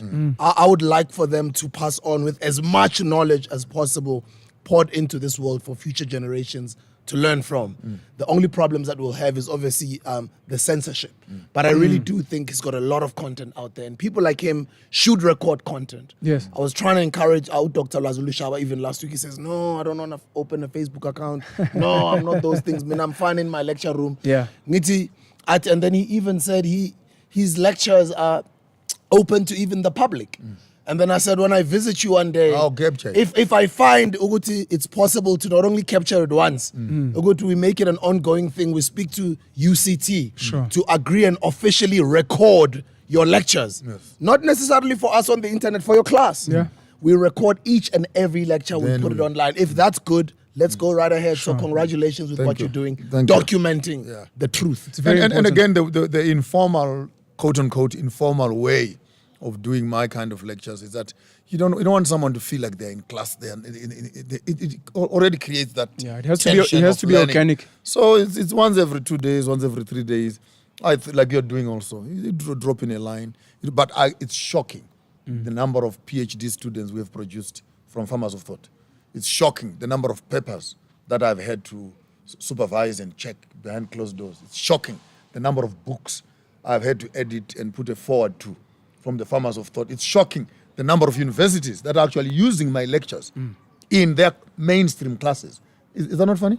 It's beautiful. And I get a call from USA and someone says the teacher took your presentation on Facebook. Yeah. Beautiful. They actually put it on the board. Wow. And we were studying and we were asked to write a report as to what you're saying. Wow. And the other book I wrote entitled Going Places in the Spirit, University of Massachusetts ordered 15 copies for their library for the African Studies section. So when actually students are doing African Studies, they're actually going through my literature. Beautiful. So it's the fact that it is being done at a simpler, freer space doesn't mean that it's cheap.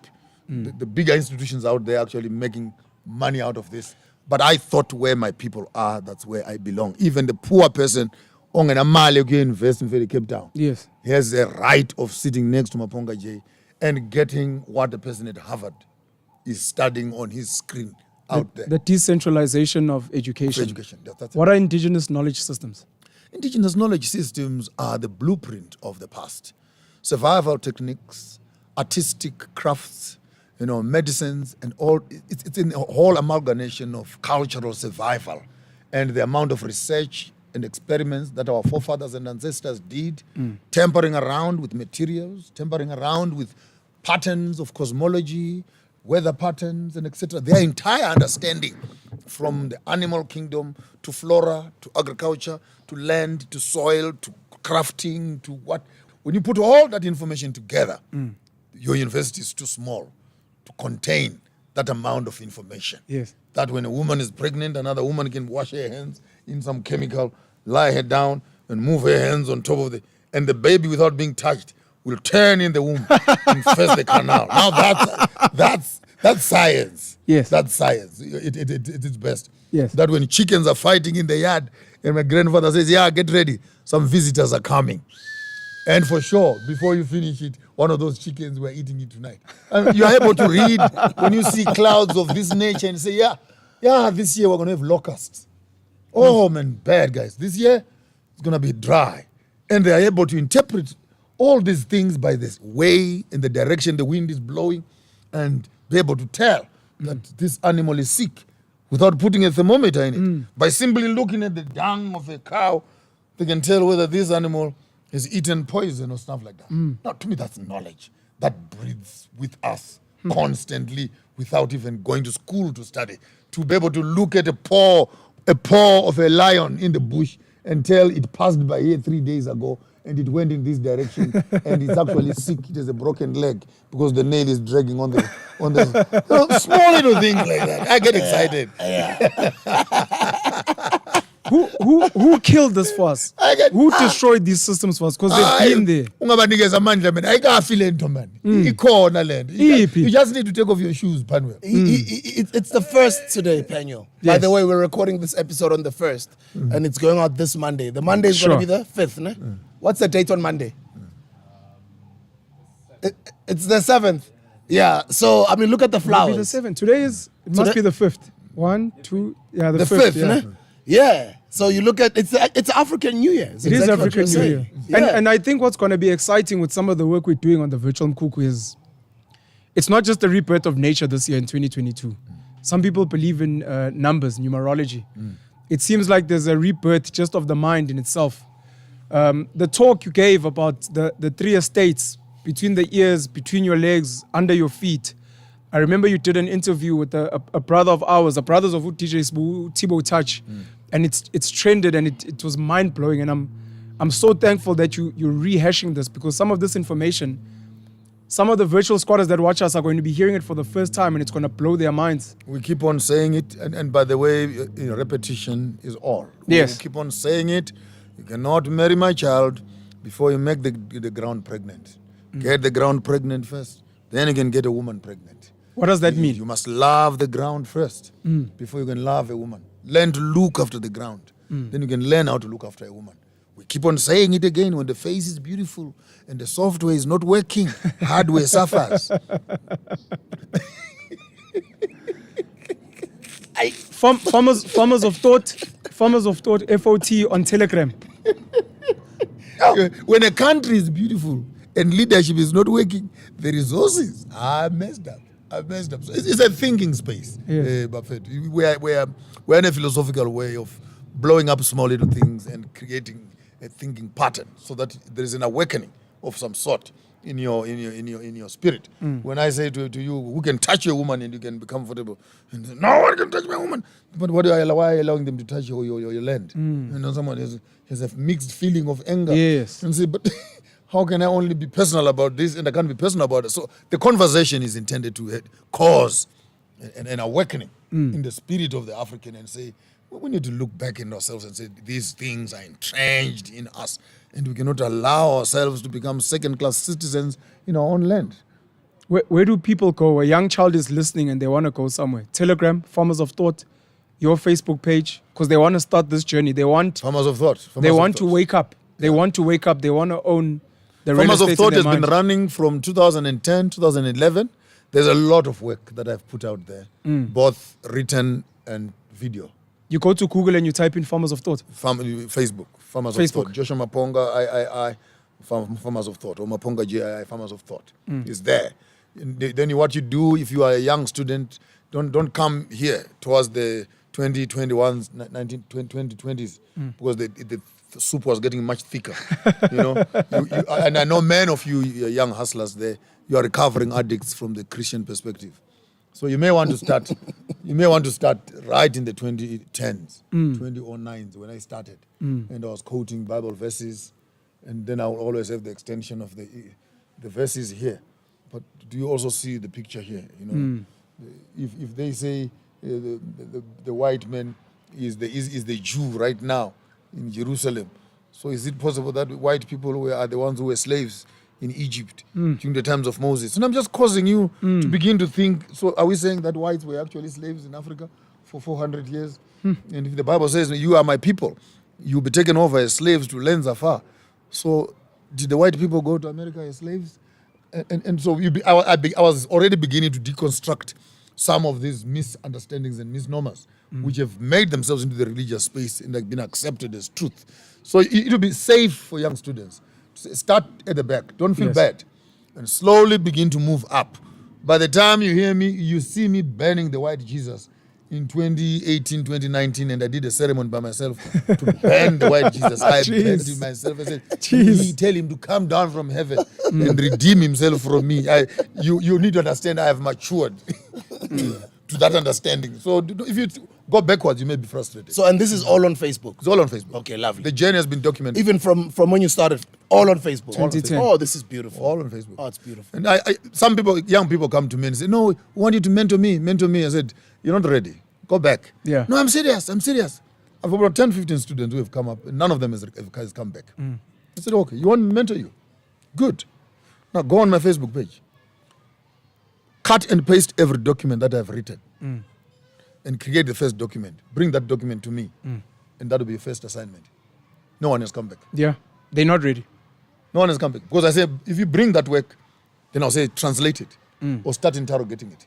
Start questioning it and creating questions. You cannot tell me that I've been working here now for the past 15 years and putting content out, and you want mentorship, and yet you're not interested in knowing exactly how I've been building to where I am now. If you're not ready, just go home. Because that's already mentorship. Go back and document. That's already mentorship. You're already changing his life. If you can read assignments that I've done, documents that I've putting out for the past 10, 15 years, do you still need me to mentor you?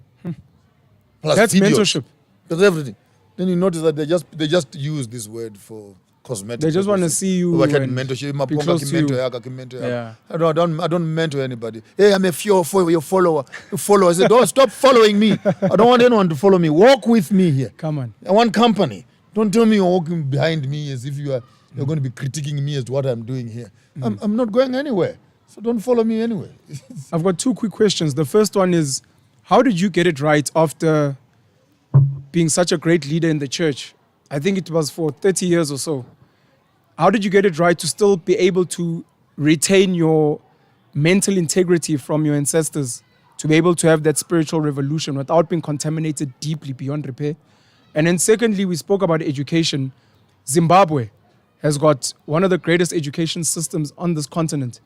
And yet, to what you were saying earlier, the people it seems like that colonized education infiltrated their minds and they have now left their land to come to places like South Africa. All right. If I forget on the Zimbabwe one, you remind me. I want to respond to the first one first. How did I get it right? I did not get it right. I just became selfish. I did 30 years of thorough work with the church, and I gave myself a retirement. I closed books and I decided it's time to focus at me. I've been having questions for the longest of time. I was built naturally like that, with a highly interrogative mind. And the church would not allow me to expand and question them and the system, from within the system. So one morning I woke up and I put my religious garments down. And if you may remember, I even made a declaration on Facebook and I said, no, stop calling me bishop and etc. I'm no longer interested in that title. Because some of you guys who have known me as a bishop, when you see me now going to start my journey with the traditional healers, starting my journey with the African royalties, start my journey. That's when I went visited Babu Credo Mutwa. I had the privilege of interviewing him for one of my books when I was writing Going Place in the Spirit. Spent some few days with him, writing Kurumani there, and etc. And when I put the picture up on Facebook, the picture is there. Yeah. You can go and read the comments that are there. You have become a witch. You have become a sangom. You are talking to the devil. You have become a side child of Satan. And you're looking at. So I said, if my personal journey as an author, I want to put a book out there that will be honest. So I asked Babu Credo Muta a simple question: how do you live a spiritual life? What does it mean to become spiritual? And then I'm documenting, because I'm writing a book. So and because I interviewed the person whom I think is spiritual, you want to control me as to how and who must I interview, and I'm writing my works. Then I felt offended, honestly. Yes. And said, just take your title, go and give it to someone who needs it. It was good when I was having it, and I was doing what I was doing. But from where I'm doing now, I'm doing me now. And I read one small little article, it was in a video also by Miles Monroe, who was saying, as long as you're still using a title, maybe your name is not yet big enough. Yes, yes. So I took the word bishop and I put it aside, and I said Maponga J. Okay, so I don't have to call you Bishop Maponga anymore. I don't know what I meant. Maponga J. How do you address a 53-year-old man in your own tribe? Does it offend you? To be what? To be called bishop? No, it's a title that I've grown up with. I'm saying, don't use it if you will be offended. Yes. And you find me doing things that you don't think the title goes with. Do you think other people need a push, an awakening? Because it seems like you decided self. You woke up yourself. Do you think that some other people need it, or do you think it's enough to just live? And those that are ready, like the students. I'm watching Usbusiso Liope now going through his own journey. It's confusing a lot of people, and just like That's you, strong. They are criticizing. That's about strong. Why is your hair like this? He's going through a journey, and That's about strong. I'm just trying to figure out: does he speak about his journey, or must he just exist and be? And then those who are ready will come and show You're even themselves. lucky that he is sharing it with you. Yeah. He does not owe nobody an explanation. He doesn't need to tell nobody what is happening. I mean, hell no. You got your own problems. She got her own problems. You got your own problems. Everyone's got their own issues. So what makes you think that you want to know what's happening to me? So that what will happen to you after you know what's happening to me? It's none of your business. It's actually a privilege for people to see us grow and develop in their eyes. Then it is doable that a whole bishop of a church can begin to ask critical questions and reinvent himself to a level of understanding and create new paradigms and etc. Then it's possible that if a man like me, it was more difficult to make the decisions I'm making, because I already have people that I've baptized into this theory. That you saved. I have churches that I have built. I have members that I have married. And my responsibility towards the very community I'm walking away from is the size of a mountain. But some of them are even sending messages to you on the day they baptize you. Do you remember you baptizing me? They're sending you pictures. And they want still to tap on your conscience, like to say you've gone far away. May the Lord bring you back. You know, we miss you. So for me, with all this responsibility, if I could make such a decision, I mean, some of you guys have not done, you're not as responsible as we are. It should be much easier to make a decision that is selfish for personal development. So yes, it's not for anybody. And I felt I was dying from inside. I felt like my brains were going to explode because I was being pushed into a corner of so much colonial education and religious expectations where you're supposed to do this and this. Jesus is coming again. If you don't do this, then and I was losing my brain. Do you believe your ancestors inside you got tired of you living a fake life and they started fighting back within you and it manifested outside? My brother, you cannot say it better than that. I think it was just a moment of truth for me to say I cannot lie to myself all along. Because even the pastor himself who says he's born again, Holy Ghost, the pastor who is tongue lashing and etc., he still dreams also at night. Why am I putting out my phone, including Creflo Dollar? Yes. He apologized for his teachings on tithing over the years. But he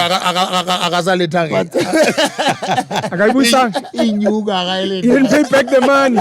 Creflo paid back the money. So what I wanted to ask is, you know, we allow people to grow. That's what I say as well. But guys, that's the old me. You guys are posting pictures of me wearing suits. That's good, and I appreciate the compliment. Oh, you used to look nice here. According to who? That was me then. But this is me now, and I can't explain. Isn't that a conversation you must have with people that genuinely love you? I don't have to explain what I'm going through. Yes. You don't. And that is true. Because some people who love me, you know, because we're public figures, they'll call with like, are you really okay? Because of, you know, how social media may report these things sometimes. But it's a beautiful journey to go through. And everybody goes through it. And it's personal. At their own time. It's personal. And it's personal. And you can't explain it. Sure. Because you can't explain it. You can't even properly articulate it. Because what I'm going through is what I'm going through. I can't explain it, bro. I can't explain. And it's beautiful. Do you ever think of a young... It's so beautiful. Do you ever think of a young DJ Sbu watching you back then, curious? You tell him, look, I can't articulate it. And he might really want to know. Because we're speaking about decolonizing, we're speaking about sharing indigenous knowledge systems. Some of us are naturally curious, and that's why we're able to find and seek certain knowledge. This is why I was asking earlier, do you think some people need to be nudged, need to be explained to? This is my journey. I will tell you in case you ever find yourself in the same space. Or is it, guys, find yourself. I'm not going to tell you my story. Find your own story. If it aligns with mine, then we'll find each other. Otherwise, just be. Bishop, correction, Maponga J, last week Saturday in Witbank said, knowledge of self is the highest form of education. I repeat, Maponga J said last week in Witbank, that was beautiful. I was so excited. That was nice. That was too nice. Yeah. And big up to the guys that put it together. You know, taking such information to a play like big up Chilanati. Big ups to Witbank. Knowledge of self is the highest form of education. I think with the work that we're doing, Penyo, including Abo Mkhulu Ntsingeza, our Inzalo Elanga tour, that's an educational tour. Yes. I'm bringing my moms, I'm bringing my daughter, I'm bringing my family. You know, it's an educational tour. The books that he's recommending, his platform, the information he's sharing, what we're doing on this platform. Yeah. And reading those types of books, Abo Mkhulu Ntsingeza, Abo Hunter Diop, Abo George G. James, and some Clark, of the Abo John Clark, C. Clark, some of his writings, his articles, he's even just said it now in this video, and it's a challenge to you squatters and hustlers out there from 2010. Some of you guys who are willing to be mentored. And I can only imagine how long it'll take you to go read all of that work from 2010. Might take you a year or even less. But as soon as you are done, then you can reach out to him and say, I was prepared because I saw you on spring day, on the Hustlers Con, on Virtual Mkuku. Yeah. This is what you said. I went for the past 9 months and this is what I did. Now I'm ready to be mentored by you. But this is what I can tell you. But also, as soon as you read all of that information, he already knows that you're actually not even going to have to come to him to be mentored. You won't. The work is already done. So my answer to you is somebody who will go through or go down that rabbit hole that we are sending them to. At their own time, they'll understand what I'm going through. And maybe on that whole thing. Don't judge someone else who has started their journey because your journey has not yet started. You know, it's amazing that you could, a good Christian brother or good Christian sister right now who thinks that their stuff is, I almost said the word, who think that their stuff is together. And they've not seen any problem with what they're having right now. And they're so comfortable, like I was. Yes, very happy and some content 10, 15, and winning. 20 years ago, flying around Kenya, Namibia, preaching, guest speaker, you know, sleeping in splash hotels. Thank you, and Jesus. everything in the name of mountain. Hallelujah. And there was nothing wrong. Yes. I was at it, and I was enjoying it.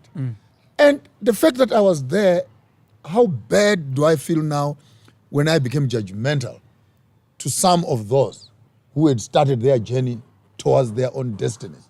And similar to you also, if you're watching me, watching DJ's booth, think there's Mahrutman, they're getting flipping confused. Don't worry.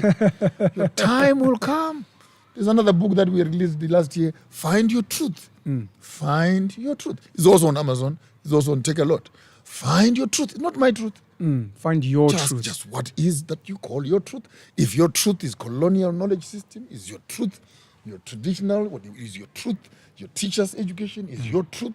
Your academic thing? What is it that you can call this is my truth? Many times people walk up and say, Maponga, I believe this, and say, shut up. You don't believe nothing of what you have said. Say, I've been told to believe this.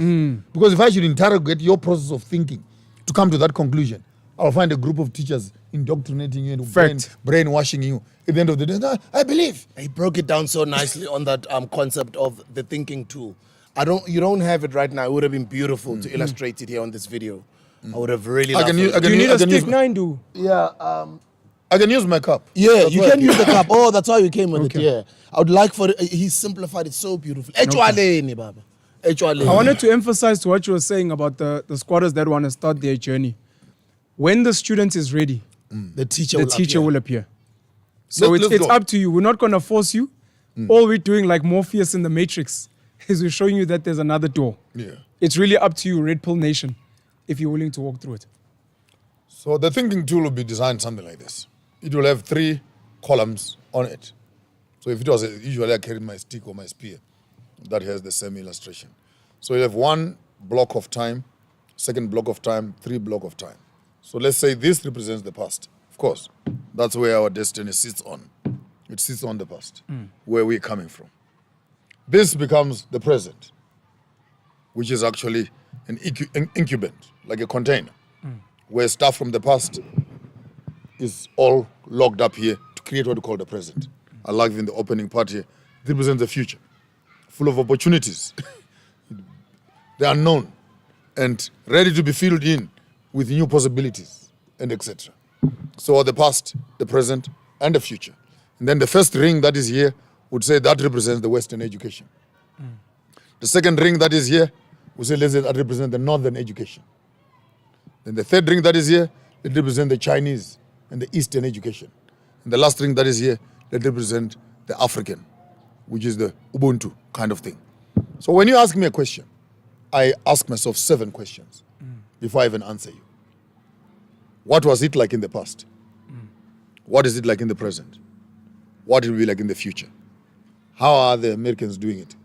How are the Europeans doing it? How are the Chinese doing it? And how are the Africans doing it? Then you process all sorts of concepts within that thinking tool. So that you, be it education, how are we being educated in the past? How are we being educated in the present? What does the education of future look like? What are the Americans educating their children on? What are the Chinese and the Europeans educating their children on? And what are the Africans doing? Ask me a question of marriage. How are we marrying in the past?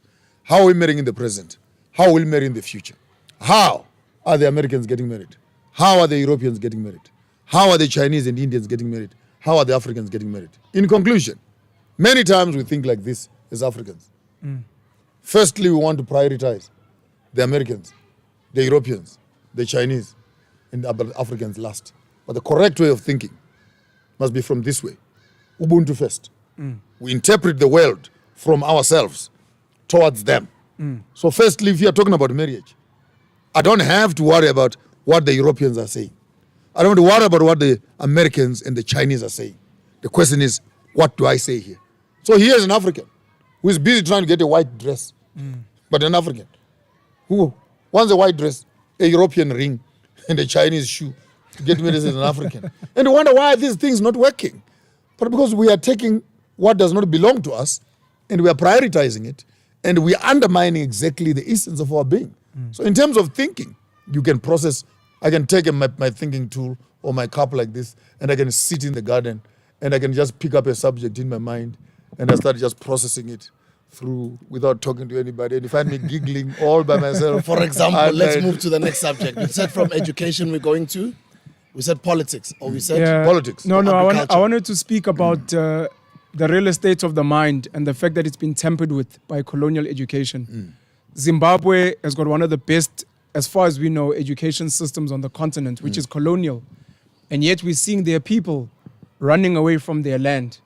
We're seeing their people, when you speak now, even about health and reproduction, coming to South African hospitals. We heard a story recently with the MEC of Limpopo, Dr. Poppy Ramathuba. As a Zimbabwean yourself. Ask me why. Zimbabwe is one of the most educated countries in Africa. But I can say this publicly. It is the most uncultured country in Africa. They don't even have a traditional dress as a country. Culture has been thrown away totally. The epitome of our excellence in British education has totally obliterated the sense of a Zimbabwean when it comes to culture and ethnicity and belonging. We have glimpses, Kwandebele, in Matabeleland, which have remained. But even then, it's because of the Zulu thing. But as a nation, in totality, it's a shame that the filling up of education is actually emptied out our sense of cultural knowledge systems. And again, let's understand the politics of migration. I want to take a very weird look on that issue, which is an irregular look, rather, as I'm popularly known. Anglo-American must actually pay the bills for all the Zimbabweans that are here, that are coming for treatment, because they are stealing platinum in Zimbabwe, and the law is protecting them from stealing the platinum. All right? They are coming to Zimbabwe and they say they are collecting platinum ore, and they are only paying tax for the ore. And they come to South Rustenburg here, and then they clean up the ore to take out of it the gold, the chrome, and 18 other minerals, which they are not declaring profits in Zimbabwe. They are only paying the Zimbabwean government the money for the rubbish they took from the ground, with everything that is in it, and they bring it to South Africa. Your iron, your chrome and platinum ores that are in Rustenburg here, I beg to differ. 30 to 40% of that is actually Anglo platinum in Zim. So if you look at that profit that is migrating across the border, jobs that are being stolen from the country, the economy that is being robbed by this thing, and of course, small-minded will argue that this is business. But that's the point exactly. Because when a business is illegitimate and law protects illegal, I'm saying illegal in terms of what is not right for humanity to do to each other, and law protects these businesses. What I'm saying right now, I cannot stand for it in court. Okay? Because the government approves it. And the government of South Africa approves it. And the two, there's bilateral, what they're doing is legit. But in the midst of the legitimacy of the business, it doesn't mean that this thing is legit. It is daylight robbery. And for crying out loud, the least the Anglo-Platinum, Anglo-American can do is to take a good amount of their money from platinum and give it to the Department of Health, so that the Department of Health can cater for the health system, inclusive to the foreigners who are here coming, following the platinum that has been stolen from their country. Your gold here in South Africa here is now 15 kilometers down in Lebanon. It's unminable. 60% of the gold that is on your stock exchange right now is Congo and Zimbabwe, because we're still on alluvial. We're still on open casts. 60% of your diamonds here are Zimbabwe and Congo and Angola diamonds. But the kimberlite is being approved from here. So what you may call the South African economy, it's actually these neighboring countries that are sustaining. You have the system now that is well-oiled and running, and multinational companies that have put their tentacles in the smaller countries that are around. Lesotho, Zimbabwe, Swaziland, and Zambia, and Mozambique, and etc., and Congo. And they're able to mop up all these resources and standardize them for the international community. Beautiful business plan. Your JSE is flourishing, figures are going up and down, but look at the bottom of the food chain on a small basic need of health. I want to argue that the amount of profit platinum and gold and diamonds is making in this country is not even worth talking about in terms of the health bill that people at the bottom are complaining for. I don't care in which country they're coming from. South Africa, the least we can do. If we are clean and open enough in terms of having a business conversation, the issues that I'm saying, I beg to be challenged on them. But realistically, it's not going to happen. It's not going to happen. What do you suggest for Zimbabweans that are here? If we're saying they great education, uncultured, of course, when will they ever go home? Because that's what some black South Africans want. Go back home and fix your country. Why are you here? And yes, you might say you're following your minerals, but then go fight for your minerals back home. Why are they coming out? It's because you're not even there to protect them. You are saying something very important, because going back home, it's again an African question as to where is home. Yes, where is home? Let us look at the system that we have glorified for the longest of time, called democracy. And in its democratic practices, it actually undermines the lives of the common people. And we are sending each other to deathwards. And as Africans, it's not Ubuntu like that. We know, as South Africans, when we are saying go back home, we are pushing our fellow Africans back into the hole of darkness. It's like chasing me to poor parts of KwaZulu and say go home. When an African has come here to South Africa and has come to hospital, he's already showing you that he's in trouble. But Zimbabwe is not poor. It's not poor. I know that it's said it's poor, but Zimbabwe is not poor. But the facilities... You mean the country, or do you mean economically? What do you mean by it's not poor? The country is not poor. I actually wanted to ask a question around that, but I wanted to speak about a rebirth because the stories I've heard about Zim. But please, if you can just... I want to backtrack a little bit. And I want to I might sound a bit controversial, but the advantages and the blessings that Mugabe brought and the disadvantages that he brought. Yes. Mugabe brought the sense of nationhood. He brought the land back to the people. He played quite a critical part in many issues. The downbeat of that is that while he was so good in these issues that he was handling, the infrastructure issues were neglected. And unfortunately, lots of criminology activities and corruption was brewing right underneath his nostrils while he was focusing on another. He wasn't involved in that? I will not be able to confirm. I was here. Okay. I was here with you. Okay. But with the hospitals that were standing in the 1980s started collapsing. Even issues of paint, basic stuff to look at it. And that's the time when diamonds had started. And I believe in a dictator, but dictate the right thing. Imagine just going to Chiadzwa there, digging up a bucket of diamonds. Mugabe was a dictator. I'm saying I believe Hitler was a dictator, so Trump is a dictator, the Queen is a dictator. You in your house, you're a dictator also. You've never asked for your children to vote for you to make the next child. So that's a conversation for another day. The dictatorship is what we run on, but I know it's being used in a derogative way. Okay. But when you look at the dilapidation of the infrastructure that happened under his watch, and I went back into the country now, when I saw what the Second Republic was beginning to do, which is under ED, I know he's already coming with a lash on his back because he's inheriting the party that had failed. But when I saw the airports being built and I saw the roads being fixed, I saw new hospitals, wards being put up together, and I'm seeing new airports being put together. Oil has just been found the other day.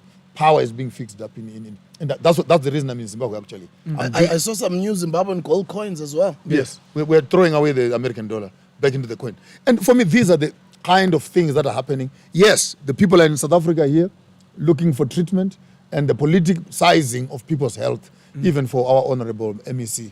I think on the vow of being a medical personnel, it's bad taste. I don't even want to talk about that. You take a vow as a nurse to say you're going to be looking after a patient, no matter who, where they are, and etc. But would Zimbabwe be welcoming of people that are so-called illegal foreigners in their institutions with their limited budgets? Many South Africans have had accidents in Zimbabwe while on holiday. Did you ever heard of them being chased away? But it's probably a numbers game. Yeah, that's what I'm saying. It's a numbers game. I'm saying, do you have a sensitivity and an understanding of why black South Africans, who are also poor, because when you speak about dilapidating infrastructure, when you speak about poverty, for you. South Africa is split in two. So we can speak about a rich South Africa and rich white people. But in the same way, Zimbabwean people are suffering. If you look at the Eastern Cape, parts of Limpopo, parts of KwaZulu, Northern Cape, Mpumalanga, there are poor people there like Zimbabweans who migrate, like I have, to Johannesburg. But what we hide behind, of course, is that, but I'm a South African. You're not. So I'm saying they also have that frustration of, but we have limited resources, which our rich blacks and rich whites have cities for us that have an ID, and now there are people coming in here. The resources are not limited, These resources are being returned back to government every year. Let's not even go there. You have been here. You are active on that space. But I want to share this thing with you that will mess up your mind a little bit. The South African government, particularly ANC, is not failing. I want to qualify that. The infrastructure of apartheid was created to look after the white people. Full stop. Blacks were not included in the infrastructure development. In other words, Johannesburg was built, for example, to live, say, 600,000 people. The roads were built for that. The sewage was built for that. The water supply was built for that. And the infrastructure would cater for that. And them, the white people, becoming the key of enjoying the 600,000 number. Of course, maybe 200,000, the rest are servants and slaves, and etc. Sure. Boom, 1994 comes. South Africa for all. Build up Cosmo. Build up more in Tembisa. Build up South Africa. Now you put another 3, 4, 5 million people around the city of Johannesburg to a burden of an infrastructure that was initially built to house only X number of people. And then you walk around and ANC is failing, ANC is failing. ANC is failing to think that the amount of people and housing projects that you are putting around the cities that were built by apartheid, the city itself does not have capacity to house the number of people that you're not putting around. Hence my other video there, they don't say, let's think of creating new cities. But that's a failure in itself. The failure to plan. You're having more children in your house and you're telling the kids, the reason you're sleeping on top of each other is because we built this house for 2 kids. Now there's 7 of you. Isn't that a failure in itself? As a leader, you understood that this infrastructure was for 10%, the whites, and you realize you're now going to be running the entire country. Shouldn't you be prioritizing multiplying the ESCOMs, that's where you as a young man can help me there. Because now you're talking about electricity, you're now talking about water, you're talking about sewage, you're talking about roads, even later on employment and capacity. And now when you look at this concept on its own, and then you expand it to a continent space so that we can respond later on to the health issues. Yes. We need to understand that the economies and the cities of Africa were not built with black people to participate and be involved in the benefits that the infrastructure is giving. So what you are having in South Africa is a spillover of a failed understanding of how do I expand, protect, increase the capacity of my city and budget for it in such a way that the amount of people that are now within the residential area of this can have access to 1, water, 2, education, 3, roads, 4, health, and etc. and etc. So by the time you see these people jumping over and coming, it's a stress call. Yes. So I would want to make an appeal. I would want to make an appeal to my government, even in Zimbabwe while I'm here. Yes.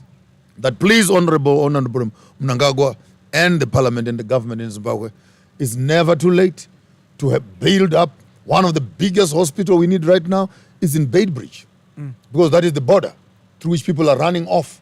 And the resources from South Africa can be easily be transported across the border.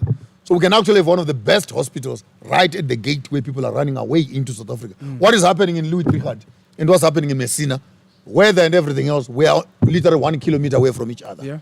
So there's no reason of thinking maybe you are going to transport these things another 500 kilometers inland. Just here. So it's across the road. So the government can actually work on a plan of making Bridge Hospital a state hospital, state of the art, where equipment and etc. can be moved across at a very little cost, so as to cushion for that. And secondly, on top of that, it is that while we are expanding our health facilities, we also needed to take care of our basic health issues. What are the causes of disease? Because we need not only to fix the problem when it comes, but be proactive in protecting it before it comes. 100%. For me, it's just two questions. When you're here, a lot of the criticism that you used to get is what you were saying earlier. Why don't you go back home? Sure. And fix the problem from within, from home. You've And I went. You've gone back home. And I went home. And having gone back home, currently I'm seeing when I get into your videos, even last weekend, even in Witbank, when the videos go out, a lot of criticism is, but you are now part of a ZANU-PF movement that is oppressing us. That's what people are saying online. So my question is, what is your involvement with ZANU-PF currently? And are you back in South Africa again, or are you just visiting? Are you going back home? And what is the future looking like for Maponga? And I'll start with the last one. I'll start with the last one. I'm in Zimbabwe. I'd flown in for that function, and while I'm here, I thought I'd spend an extra few days with you. Thank you so much. And my kids and etc. So, but I'm fully in Zimbabwe. Thank you. Thank you so much. The issue of ZANU-PF, I had an option of joining MDC then, and I'm glad I didn't, because hardly 3 months I was there, MDC was dismantled and it became something else. Then I would have become a baggage in chasing a new party that is coming up, which is now CCC. But given an option between joining opposition or giving my voice to the one who is holding the instruments of power. And I made a call to Chamisa. I will say this publicly, on internet, on Facebook, on WhatsApp, even personal calls. He would not answer me. He would not reply for 5 years, just at the death of Tsongirai. And he ignored me. So after 5 years, I said, maybe young man doesn't want to talk to me. So I went back into Zim, and I decided I will work with those that are willing to work. So I made a phone call to the president, and in 3 days I was given audience. Come through, welcome back. What do you want to do? What are the challenges and etc. I said, can I see your national plan and what programs are you planning to do? Because I'm setting up a media house in Zimbabwe for positive news, strictly for positive news. Because having noticed the amount of stories that are coming out of the country, there's lots of good things that are happening in the country and no one is talking about them. that's why I was saying to you earlier that Zimbabwe is wealthy. This is what I wanted us to get in to. Zimbabwe. Sure. So Yeah. So ultimately, I made a conscious decision. I know it was a politically compromised, because many of the youth thought that by me joining CCC or joining hands with Chamisa, it would add their voice. And shame was also on some of them who wanted me to join Chamisa because I'm a louder voice. They wanted to make me as a sacrificial lamb. They're not willing to do In it. case the ruling party would be angry with me, then if the party would beat me up or kill me, then they'll have a bigger story and say, they also killed and they also beat up so and so. And I'm not willing to become a messiah, as you always say. I'm not willing to put my... I've said it before, yes. I'm not willing to die for the people who don't know what they need to be done to them. And who are not worth dying for, And unfortunately. It's a very controversial statement. The word but story will be another story. Yeah. But I felt that the sacrifice would be too big. Why would I die when I can work? So when the president opened up his doors to say, find what you can do. Tell us how you can assist. I'm running their strategic planning sessions. I'm talking to the politburos. I'm talking to the politicians. How to deliver services. When you are given seats by the government, what must you do with them? How do you treat the people? What must you prioritize, and etc. It's a small little contribution that I'm doing right now.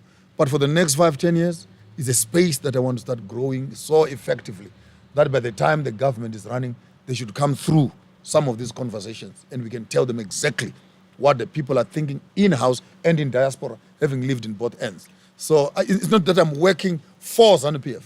I'm working with ZANU-PF, particularly on implementing the projects that they have promised the people that they will deliver. I've got a lot of intelligent Zimbabwean friends all over the world. I've got a lot of friends in Europe. I've got a lot of friends who are even Harvard graduates in the States who've created new life for themselves and they're succeeding and they are amazing people. What is your message to those people? A man with one eye is a king amongst the blind. If you can take all your intelligence across the world and you come back to your country and you invest a third of that, the amount of money you'll make in Zimbabwe is 10 times more than you are making while you're in diaspora. There are opportunities in the country. And right now, as we are sitting right now, by the time this video goes out, the news will be out of a corrupt relationship between some business people and the ruling party. And I want to say something. Do not be ashamed to do business with the government, because they're the biggest supplier and the biggest employer. And if any country must be serious about its politics, we need Africans, indigenous Africans, to have a priority and a lion's share in the government businesses that are happening. Be it construction, be it oil, be it retail, be it banking. We need African brothers who can, like an octopus, grab the entire core of business which the government is giving out. Imagine if South African money right now was going in a black bank. Just the interest alone, over 30 days. Our last black bank is currently being sold, by the way. UBank. VBS, yeah. No, UBank in particular. It's going to African Bank, which used to be the first black bank with Dr. Sam Mutsuenyane. Unfortunately, it was eventually, the stories, conspiracies around how it ended up in Jewish hands. Then out of greed, the bank almost collapsed. It was taken up by the cartel. I'm calling it a cartel of the banks that we have. And then now UBank, which was the last bank, which I think were for mining workers. It's in Togo. It's a Togo bank, is it?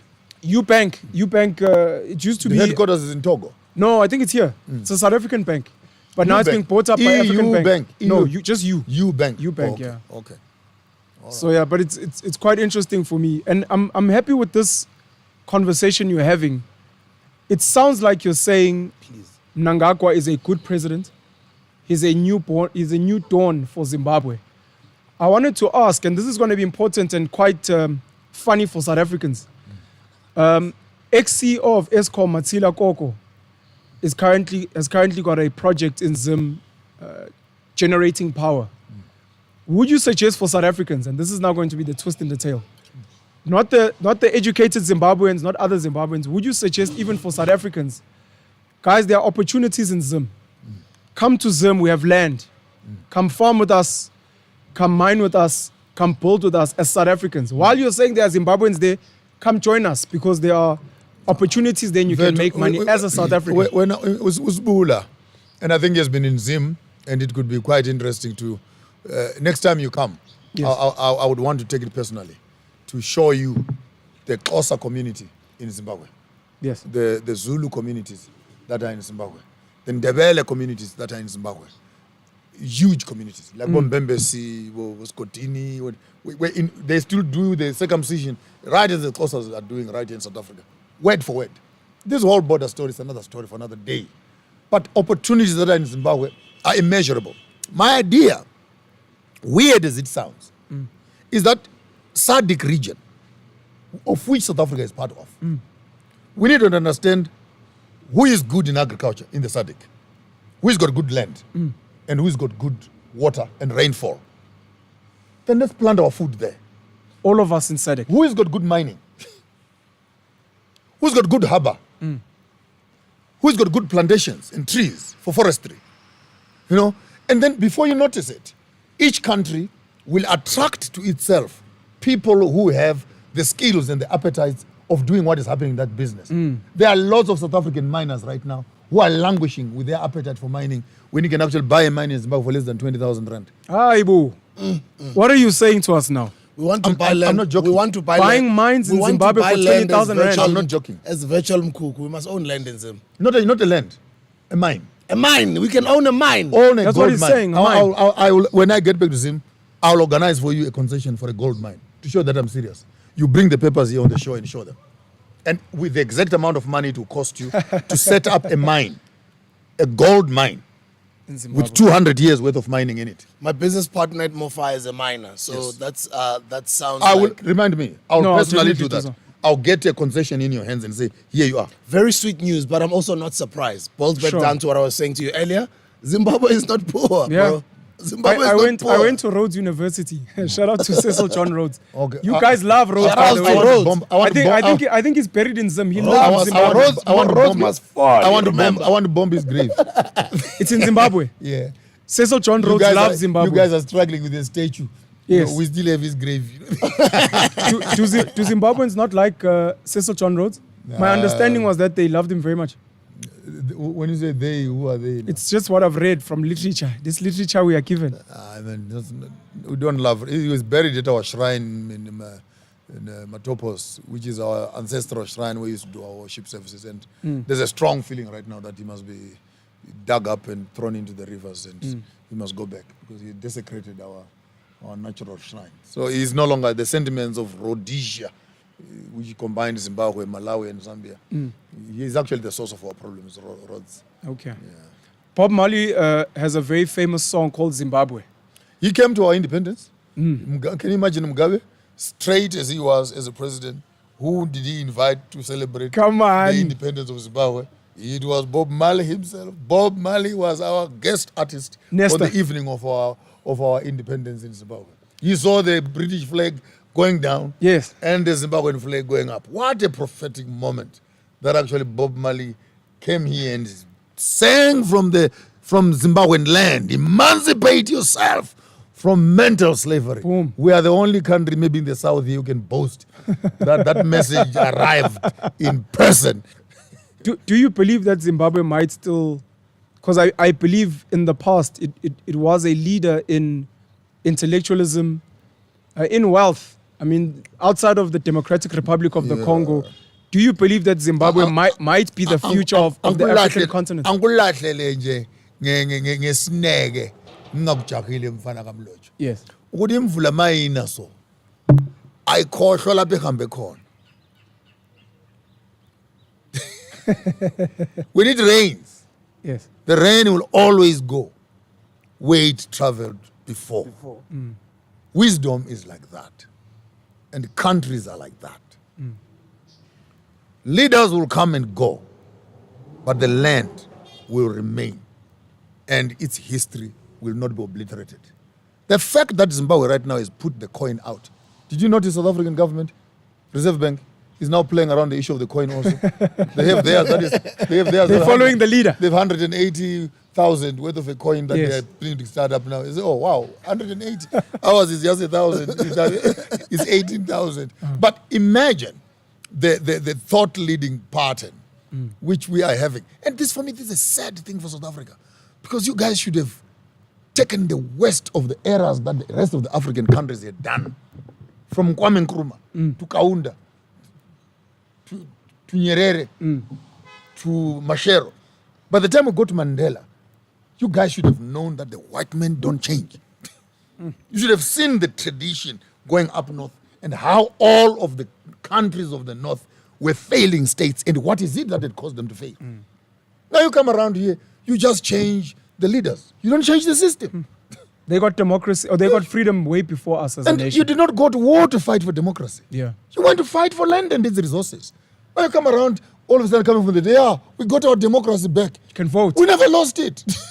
We never lost it. We never lost democracy. We never fought for democracy. We never wanted it. What we wanted was land, traditional leadership, That's us. reinstituting and redistributing our resources back to the people. How can you say you are having your land on my land? And my grandfather's grave is still on that land. And you say it does not belong to me. Because if a piece of paper called title deeds that the government is telling you and the legal system protects you from me. So you as South Africans, I'm sorry to say, you're the weakest link. We're also the youngest. In Listen our to me. defense, we're also the youngest. I want We're to also push the it- youngest. I want to push it to you. You're the Yes. weakest link. Yes. You are weak in that you did not learn Do you not the think examples of the rest of Africa that this thing, when you fight for democracy and you negotiate for it, you never get it. And if democracy is the best way of governance, then why did you have to fight for it in the first place? do you not think in whose courts, using whose laws? Do you not think it's also because, unlike about Julius Nyerere and Abo Kwame Nkrumah, South Africa may have gotten the least amount of power? We are the most sold as black leadership, but we probably got the least amount of power compared to these other countries that have that had a greater influence on the affairs of their land. All we ever got was the right to vote. Yeah, and then we were sold because we were South Africa, but we didn't actually get and a one. few poems. And some poems.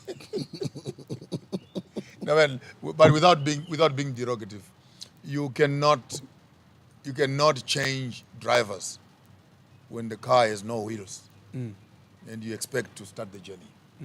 What we are discussing here is so critical that until the African child understands that the vehicle we have called democracy in an African hand, it is simply an immobile vehicle. I've got 3 last questions and for we myself. expect these leaders to take us somewhere. In a car with no wheels. A new leader comes after elections and sits in parliament and says, okay, deliver on what you said you can deliver. No, he must sit in parliament. He must still get approval. He must sit in the parliamentary thing. He must sit in a subcommittee. He must what. 4 or 5 years later, we are still discussing when are we going to deliver the thing. Because even the midst of democracy, in terms of its office, does not give you power as the president to implement anything without the power of your parliament. So what are we doing? We put you on a hamstring, we put you on a leash, then we sit you in a parliament, and then we start pulling you from backwards. What do you deliver? Tell me what one president has done. Hence, I believe in dictators, where you make a decision as a leader. Kagame, hate him or love him. And I don't like him 100%. I don't hate him 5%. But hell no, when a man is given power to do certain things and implement them. Look at Russia. Wakes up in the morning, I'm not going to sell my oil. Bugger you all, my diesel stays. Look at China. Power is embedded in people who can make decisions as leaders and implement them. You've never heard of elections in UEA. But how are they not doing well? So who told you that democracy is the only model of success? Well, the most successful countries in the world don't have democracy. They don't even have. When did you last hear of elections in Norway? Or Sweden? Let me ask you. When were the elections in Sweden announced anywhere that there are elections in Sweden? In the Scandinavian countries. Oh, fuck all. Nothing happens there. But yet, they are closing their prisons, turning them into factories. There's no one to arrest. Because all the oil they're digging out, every member wakes up in the morning as a shareholder of the oil of the country. Something in UEA. So why can't we emulate some of this? When I'm saying South Africa weakest link, you are supposed to toothpick all these models and say, by the time we come up with our system, a Mandela system, what do we do with our gold, with our diamonds, with our fisheries, with our resources? If we have 42 million Africans in South Africa and our resources are worth 17 trillion, what is the value of each South African? What's the value of one South African? So when each South African is born, whether they go to school or not, they are worth so much. That's the UAE. Now, unfortunately, South Africans have no value. Zimbabwean people have no value. No, he must have a drink. In conclusion, African people have no value because our leaders have not consolidated our resources from land to grass to water to mineral to fish to trees to air to everything, and give me a figure there and divide it by the number of 1.3 billion people. That's the value of every African child. Now, if we knew that, then we would know how much to spend on each African, whether they are educated or not. The value does not depreciate. And for me, that's a painful part. By the time we're talking about these health things and migration and what is the value of that Zimbabwean woman that you swear at and curse and chase away from the hospital? If I tell you that Zimbabwe is worth so much, but this woman cannot access even a penny of the value of what they are worth, then what is politics for? Except an inhibiting factor to people's true potential. My other question again, which is a follow-up to what we had said earlier. When I say to you, or when I say, according to me, Zimbabwe is not poor. Zimbabwe is very, very wealthy. Is there still a reason for Zimbabweans to still coming to countries like South Africa? Going to UK, going to Europe, going to America, or getting educated there and staying there with their skills? The secret of success is in the ability of the few that that are beginning to see the vision, to be able to capture the vision and capture those markets, critical markets. We can almost say right now, I can say so confidently, because I'm working in that space now, that all our oil and petrol supply in the country, it is now purely in the hands of black people.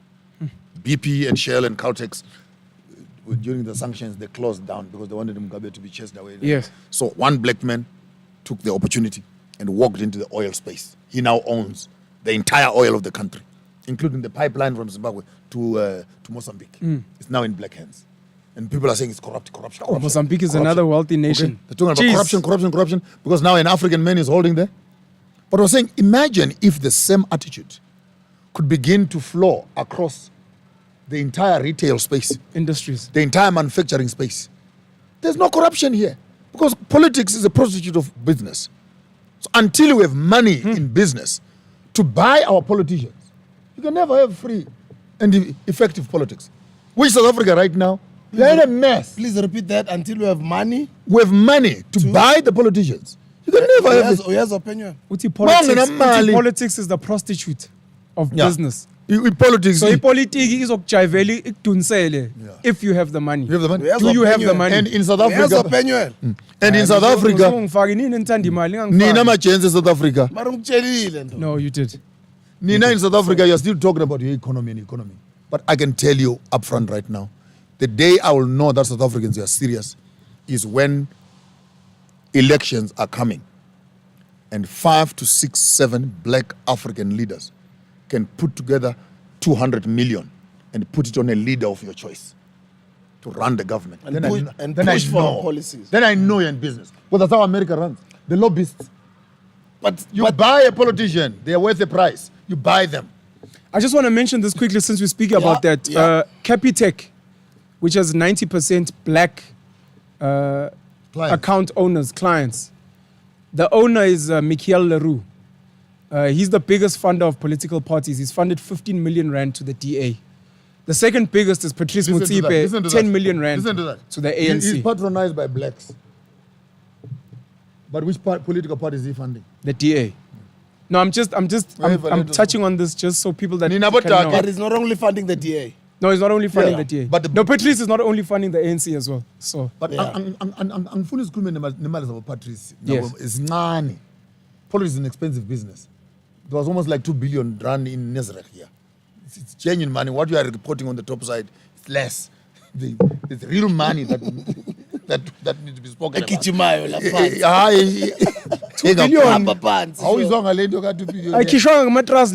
Please carry on. Sorry.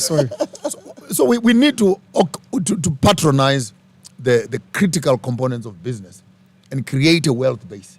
Then we can work with that money and literally buy the politician that we want. And we lobby the politics that we want. And manipulate the policies that we want to favor us as black people. If we're still going to play within this system. If we're going to play within for this system, now, we need to corrupt it. For now. We need to corrupt it. I'm not mixing my words. That's the only time I support corruption. We need to corrupt the political system with an agenda that is Afrocentric. But what if the people that the Jacob Zuma presidency was helping to emerge, who they were getting business and making money, what if that's what they were doing? And they were called corrupt. Of course, to this day, we have an entire 1 billion rand commission. We're enough, Panuel, you're an intelligent young man. Can you tell me and give me the contract and the tender process of N1? Can you give me a tender process of University of Johannesburg? Give me a tender process of N3, N11. When these roads were being built and these hospitals were being built, who was tendering? Which business was running? Was those Afrikaners? Who built all these structures? Were you there? The fellow apartheid government, which you can glorify, was corrupt to the core. If you mean corruption, was them Pretorius using Mr. Fairfoot using Mr. Leroux using Mr. Who, and the cousin of my brother of my what. It's only now that we are also aware of what's happening on the tendering process that we are beginning to talk. But the same government inherited corruption. As late as 2012, 2013, your printing was still being done by a colonial company that was contracted to the government, the South African papers, then Pretoria. street. That contract was approved years ago to date. Your gazettes, your what, your Government magazines. printing works. I know Government them. printing works. Pretoria White Street in boys Pretoria. who got this contract during. I know them. I know who you're speaking You know what I'm about. talking about? Yes. And you're talking about in 1994, we brought independence, and the people are still printing your own. So we need to understand corruption, it needs three things. Corruption is the venue. There's something called the corruptor and something called the corruptee. The corruptee is the one who receives a morsel of the value of the contract. The corruptor is the one who has the full share of the corrupt activity. Corruption is just a venue, where this is happening. So when you look at the government is corrupt, you're not sure. Who is corrupt? Who is the corrupter? The banks are the corruptors. They have the money. If the deal is worth 10 million, corruption will not give you 10 million. It will give you 200,000. They said there was corruption. The man took 200,000. You never ask what happened to 980,000. What happened to 98 million? What happened to the bigger figure? We only see 200,000 missing here. Can you give us? We don't talk about that at that level. And Africans, we are more worried about who was caught with 10 rand in their pocket. We are not worried about who remained with $1,000 in their hand. Talk about corruption, Yabo. I've got 3 more questions from my side, and I'm done.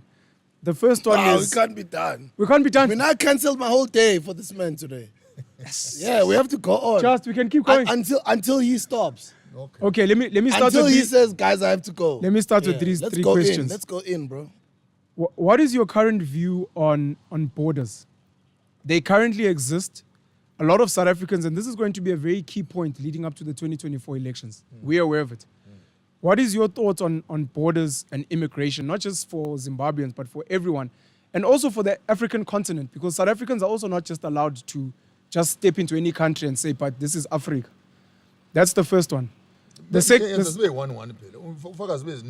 I can remind you. Let's start with the border one. Traditional leaders, and then the last one is how we get involved with what you're doing with the media in Zim. Number one, the border story. In my visit to Namibia, I had an opportunity of meeting President Genkop. Hage. Hage himself. Hage. So we had some beautiful meeting together. And our conversation was around the Himba people and the Khoisan people, and how the independent governments, democratic governments, are actually infringing and impinging on the freedom and movement of the indigenous people. Bearing in mind that the Himbas and the Khoisan and the Bushmen are moving between Botswana, Namibia, and parts of Zambia, and even Angola, and etc. And they have been living in this region for the longest of time. Now comes the border where they just took a ruler on a map and they drew past your home on top of your house. Cabanga, the passage traveling to your friends sekuvaliwe man sudinga ivisa kodwa angivashela usibule. Yeah. So and it might sound as sarcastic as it might sound. This is actually the reality. Where you find, like in Namibia, if you look at the map, there's a straight line. Like from the bottom north is north. I've seen that map. It's a straight line. It's ridiculous. And you ask yourself, it's definitely a ruler. In real life, will this line There's no straight line. Will this line not cross over families, estates, and homes? Water. And imagine the day the line was put, where were the cattle and the goats? You know, it is a straight line. It's humorous to look at the arrogance of the colonial system putting lines on us. And I cannot answer you better, but just introduce you to myself. That my grandmother, who is my father, is a Tsonga from the Tembes, right in Mozambique, in Tete, and Mshangani. My grandmother, who bets my mother, is Mbedzi from the Venda tribes. And my grandfather, who bets my mother, was Band, who came up with the Mziligas up north. And my grandfather, who bets my father, is Mkaranga, Shona, Fuzijen. So I'm a United Nations of the 4 major nations in the south. That is South Africa, that is Zimbabwe, and that is Mozambique coming together. You are Soshanguve personified. So when you begin to talk about borders, honestly, what worries some of you who are hybrid Zulus hybrid Tsonas, who can only have one identity in your mind. Your problems are not my problem. Because I've not even started to look at myself in that fashion. When I see a Shangani person, a Tsonga person, I actually address them as my grandfathers and grandmothers. When I see Venda people, I do the same. When I see Ndebele people and Zulus, I do the same. When I see Shona people. So I don't understand you asking me about borders. So you need to tell me first, how many passports do I need to visit my grandmother in Mozambique, my grandmother in Venda, my grandfather in KwaZulu, and my father in Zimbabwe? It's a nuisance of the highest order. So the borders must be discussed in their political sense. But in an Afrocentric cultural space, I think they are totally misplaced because they break away the norms. If you are a Sibanda in Zambia, in Zimbabwe, you are a Banda in Malawi, you are in Sibande in South Africa, you are a Mtaung in the Sutus, you are a Tau further down, you are Mngonyama, Kwaxhosa, you're same lion. If you are in Ndlovu in KwaZulu Natal, Ngukacheni, Uri Jou, in the other side. If you are a Shoko like I am, you are a Piri in Malawi, you are a Mkabo here in the south, you are Mtweneng in the thing, you are Jamba Selisa, Uhlati, Emaxhoseni, Umtolo, Ufakudze, Eswazini, and the same monkey. So when you begin to talk about borders and you find that Mtaung is killing a Shumba from Zimbabwe, and the lion is killing a lion, a Banda is being killed by Ntsibande, you know, Mtaung, Mtweneng is killing a Shoko Mukanya. This for me, our lack of understanding of our ethnographical, totemic understanding of a cultural connection between tribes is actually the breeding ground of xenophobia. By the time we begin to know who we are, we're not from Yamlocho, you're Skosana, my brother. I am Nube, you're right. In Zimbabwe, Omnube, Omlocho, Omnube. Yes. In there Zim. you go. So yeah. You was Skosana in the Bele space. So you're a Piri in Malawi. So there you go. You are Tweneng in Lesotho. You are a Jamba, so you are a Lisa in Kosaland. So which part of that needs a passport? How do we get this now to the people on the ground? Because like I said, we are already doing it. It's a big Don't thing feel now. bad. We're already doing it right here on this platform. It's making sense. Some Decolonize the mind. Understand your history. You may understand the politics. And you may end up actually having a curse by having the blood of your brother in your hands. It's not worth your time. Understand. Let's understand ourselves as a continent, particularly the sub-region. You'll be shocked. Where's South Africa? Because of migration and labor and mines. It's a pity. It is a pity. It's a pity. Because we don't know history. You're very right. It's a pity. Otherwise, a lot of black South Africans are xenophobic, but they have family lineage in other nations. We won't have Hugh Masekela here. We won't have Dorothy Masuka here. We won't have Ray Piri here. Can I go on? Oskido. Oskido. DJ Fresh. He does a homecoming every year on the 31st in Zimbabwe. Yeah. To remind everybody that he comes from Zimbabwe. He came from Zimbabwe from nothing. Yeah. He used to sleep in nightclubs in Hillbrow. Back in the days about Razzmatazz. He built himself up with nothing. He came as an immigrant, a legal immigrant. Yes. And he built a life. He changed so many lives. To this day. Musicians that we love, whether you're talking Boom Shaka, you're talking Bongo Muffin, you're talking Mafigizolo, you're talking Black Motion, you're talking, including Black Coffee, including DJ Tira, including TS Records, our company, myself, the contribution that the man has had in the youth culture in South Africa, and those youths have grown up to become iconic figures in the culture in South Africa, and they employ thousands of people and they inspire millions. So you can't just write that off. And you go to the other side and you say, hey, DJ Fresh. Some people probably on my 2000 don't know that Fresh is actually from Botswana. Yeah. He's from Botswana. He came in as a legal immigrant from Botswana. Built a life here from nothing as a young man who just loved music. I'm one of the people he's impacted as well. Been a part of his radio show, coming up as they come up. I used to judge DJ competitions. I saw him put on Proverb from Idols. One of the biggest figures in South African culture right now through Idols. And Proverb is passing it on. You know when Damon Dash talks about that family tree? It's a family tree. Mpolo Tsulunyane, These are people that I saw fresh change their lives. I remember, this is back in the day, this is me first said, come through. Who are you, young man? Where are you from? You're from Tembisa. Oh, you're from Tembisa, my man. That's fine, The sit big on that dog. table. It's very important for us to touch on these things and simplify them. Tsepo And Abo Tsepo, I worked with him in London. May his soul rest in peace. Amen. Mrs. Connie, South African? That was married to Shona Ferguson? Yeah, Mrs. Connie is South African. Shona Ferguson was not. I don't know. Okay. May soul rest in peace, cannot Brashona. confirm. Rest in peace, Oh, Brashona. sure. One of my inspirations, you But know. one or both One of them, I think, were from Botswana. I'd never met Uprashona. Can you believe it? I never met Uprashona. Number 2, rest in peace, Makesh. One of my favorite, actually my favorite Kwaito artists of all time. Sure. Yeah, this is him and then Kabel. Top 2 on my list of Kwaito Tight. lyricists of all time. Sadly, I mean, I've had this amazing career. I've interviewed thousands of people in my entire life since back in the day. I've never had a chance to interview my favorite Kwaito artist, Makesh, and he passed. But we're working on it. We're working to put it together. But anyway, let's go back to that issue of DJ Fresh. And what you're mentioning, what makes it so nice, is that in the space where there is openness and frankness and doors of learning are open, look at the beauty of influence as young people are influencing each other. With no qualms, with no agendas, with no nothing. And it's the same thing that happens in other industries. I've just pointed out 2 examples in the entertainment business. Now imagine all these other industries. Crazy. Those that are not on camera. The incredible work they're doing in mentoring younger South Africans who come in, maybe even in government. Let me share something.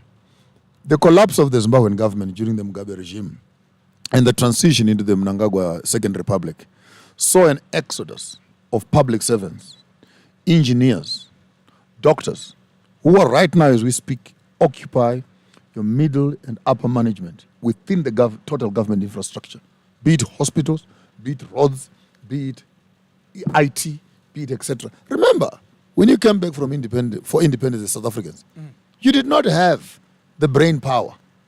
You guys were busy in the barracks.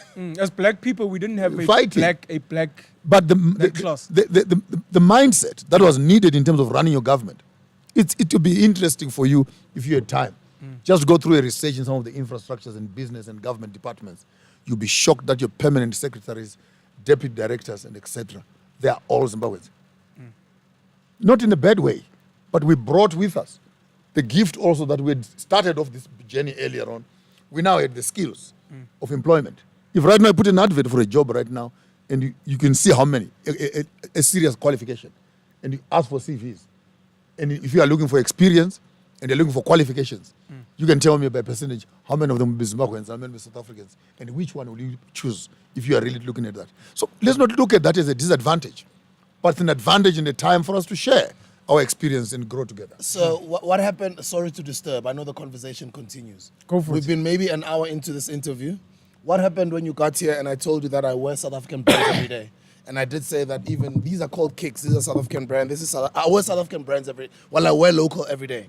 So what I want to say to you, what did we talk about? We spoke about Patu. Yes. And he said you want size? Size 10. When you said that this an hour ago, what happened when you said that? I said I'm going to start putting on the South African brand. And I'm going to take away, I can mention the name, I'm not ashamed. I spend good money for them. I got some Bugatti techies here. I'm going to take away these Bugattis and I'm going to start putting on South African brand. So let's see them. Bring them on. And all what I want to say is, what happened? What did I do afterwards? You made a You phone call. made a You phone made a call. phone call to Theo Baloy of Ipato, and you're like, say we're sitting here with Maponga J. He wants to push Proudly South African. He wants to represent what we're doing. And Theo immediately said, without a doubt, Buddha, we're going to make it happen. Why am I putting this on camera? I want people to understand why Theo and Batu are successful. And I want people to understand when we are saying the standard of South African businesses, whether we're in agriculture, whether we're in education, whether we are scholars, whether we are politicians, In retail, yeah. whether we are entertainers, we have to perform at the highest level. Highest level. When somebody calls, not they're calling because it's DJs, but somebody might say, yeah, because it's you, Sbu, who called Theo.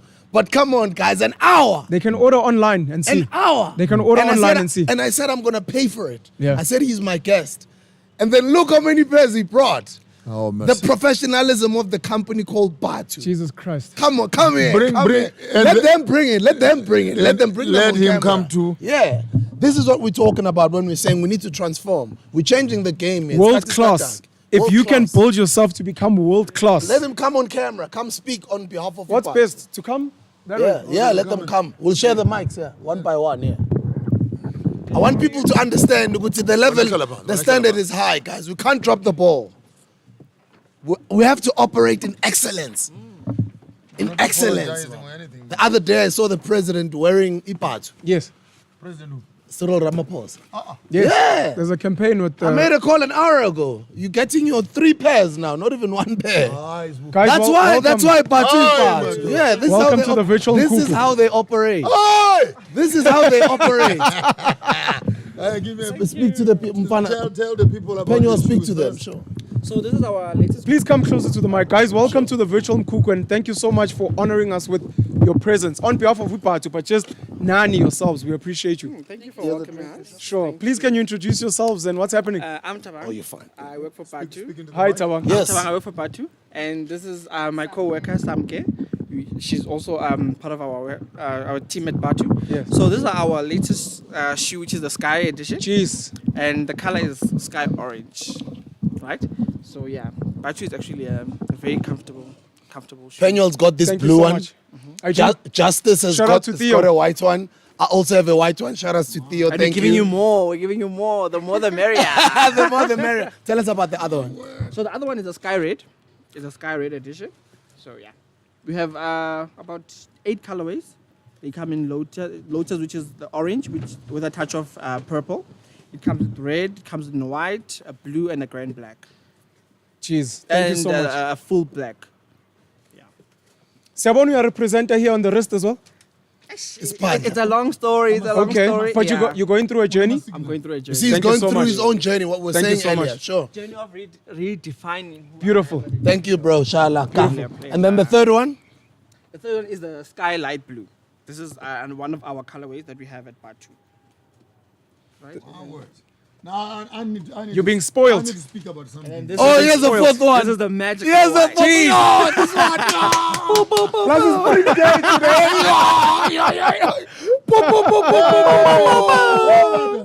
So yeah, this is I'm a dot. And the white one, tell us. this is the Sky White one. So this is Theo's favorite actually. Yeah, this is Yeah. my favorite. This Also, is this Theo's Justice favorite. favorite. He's wearing that actually even today. Okay, let me say something. Let me say something to the people here. Before the king speaks, let him Bogoto Please, speak. Samge. Saying farewell to Women's Month. Please, Yeah. Samge. Saying goodbye to Women's Month as well. And happy spring. It continues, yeah, but it's Women's Month every day. Of course. Yeah, oh yes, I'm Samke Zwade. I work at Batu. And yeah, the shoes, you see guys, the shoes are so comfortable, nice, and you can wear them with any outfit you want to wear them. And yeah. In your meetings, guys, is there something that you guys discuss and say, excellence number one? Because this is what I've always experienced with Upat. From when Theo used to do these deliveries on his own, from massive metro days, in his small car, ahamba no Andrew. Till today, it's still the same. I give a call, an hour later it's there. Yeah. The excellence part, as the company has grown. I mean, how do you guys do that? I mean, it's effortless. It's effortless. It's effortless. Let them Bogoto speak. Excellence is what defines Patu actually. Is this something that you guys have in yourselves? Is it something you're trained for at Batu? Because you guys are like at the highest levels of world class. I think because Theo wants, he's a perfectionist. Us as well, we need to like follow his ways as well. Yeah. So we always make sure that we represent him everywhere we go. Sure. Yeah. Guys, thank you so much for gracing us. Cheers. Yeah. Very proud of you guys. Sure. Congratulations, man. Thank you so much. And I hope that what you're learning from Theo, you guys will apply in your own companies in the future, you know? From my side, guys, happy African New Year. It's African New Year. Yeah. We're in spring. It's the rebirth of the continent and our country. Yeah. I hope you guys will be blessed. We're looking forward to seeing you guys again. And thank you so much for these gifts. We appreciate and the it. response from the recipient Let me say something. from Firstly, Zimbabwe. Firstly, this brand is way out of my reach. This is hip. This is neon. This is hot, I should say. And in as much as I was moving more into my traditional clothes and etc. This is traditional. I will use It's traditional. I will use this for a good cause. That they are coming out from black hands. And they are coming out to replace the appetites that are colonial and etc. The workmanship is exquisite. The color is flamboyant. And even for the sake of putting money back into black hands, it is worth an investment. And we want to appreciate the brilliant work that you're doing. And I would want to make a challenge that consider Zimbabwe as your next bus stop. I think DJ Sbu and it will be nice too. So you guys don't be jealous now and ask me. I'm gonna pull off this with my suit, with my African stuff. Don't say I'm not matching. This is some damn good, expensive stuff. Yeah. Thank you very much, Batu. Thank you very much. I appreciate it. Wow. Got myself some. I don't even know. I mean, I wish I could change 3 times a day. Guys, please travel safe. Thank you so much. And please send our thanks to Theo, to the rest of the team. And may you guys be a blessing, just yourselves and the work that you're doing. Thank you so much. We love you guys, man. Part of history, guys. Thank you so much. We love you and thank you for the gesture and your time. Oh, word. Bless. Look at that. This Look at is that. beautiful. DJ. Look at This that. is beautiful. This is what we mean, Joshua. I mean, I have one pair of techies in my wardrobe. So now I don't know which one. Now I don't know which one to put on now. Maponga J. This is you. You advocate for this. No, man, it's and here. It's very important because this is an iconic interview. Yeah. This interview is gonna go on for many. It's gonna be one of our biggest interviews. Yeah. I don't care about numbers. I'm just saying in terms of impact. Yeah, impact and what we Yeah. represent, right? But I love the example of what we were talking about. It just got displayed in the middle of the interview. This is beautiful, bro. Cheers. And this is what we want in all industries. Black people performing on the highest form of level of excellence. High end. Yes, I had questions. Now I'm just, my mind is thinking. We speak about Zimbabwean education and the level of intellect and experience that they brought. I think of the fact that Black South Africans are being robbed of an ability to create because of some of the structures that we have of social welfare, which are not about empowerment, but they're more about just dumbing you down. Give you a 350 so that you don't think. We'll give you a house so that you don't build your own house. I mean, part of the reason why... Who says I want a 1-bedroom house? Or a 2-bedroom house? Part of the Why reason do you build a house for me as if I can't build one for myself? Part of the reason I believe that South Africans so easily burn down libraries and other infrastructure in their neighborhoods is because they're not given a chance to build them themselves. Go to a Tembisa, go to a Matateni and say, guys, here's a budget for a hospital, but we want you guys to build it. Those people would never burn that down. And for me, that speaks to dignity. And then to what we're doing now and what we're seeing now, and in the rebirth, we need more young people striving to be world class. Whether they are entertainers, whether they are actors, whether they are creating sneaker brands. It's Theo today, Patuli Kao is another brother of ours doing amazing work with Drip. Whether it's in business, Shout mining. out to the Afeni Black guys. Sure, in Afeni Black. the Northern Cape. Sure. You linked me to them. Sure. They Big said up to they them. sent us sneakers as well. Great shoes. Yeah. Shout out to Kicks. These are Kicks. And as there's well. another young man also, that guy who were with Putti. Yeah. He has come up with the Lieto. From Limpopo. He has come up with another tech also called Lieto. Yes, sir. Very nice. And there's another one Yeah. called Bomme also from Limpopo. Sorry, Sure. finish your point. No, it needs to be that we become world class and we compete healthily and we learn from each other. We invest in each other's businesses. Maponga spoke about how we need to get closer to government business. We mustn't run away from it just because it's to a matendapreneur. We need to get closer because if you're not going to be doing it, who will be? Become world class and move into some of those spaces. They're the move into biggest politics. traders. They're the biggest Yes. traders in the country. Yes. From the entertainment side of things in South Africa, Thibaut Touch said the same in our interview at Yeah. the farm.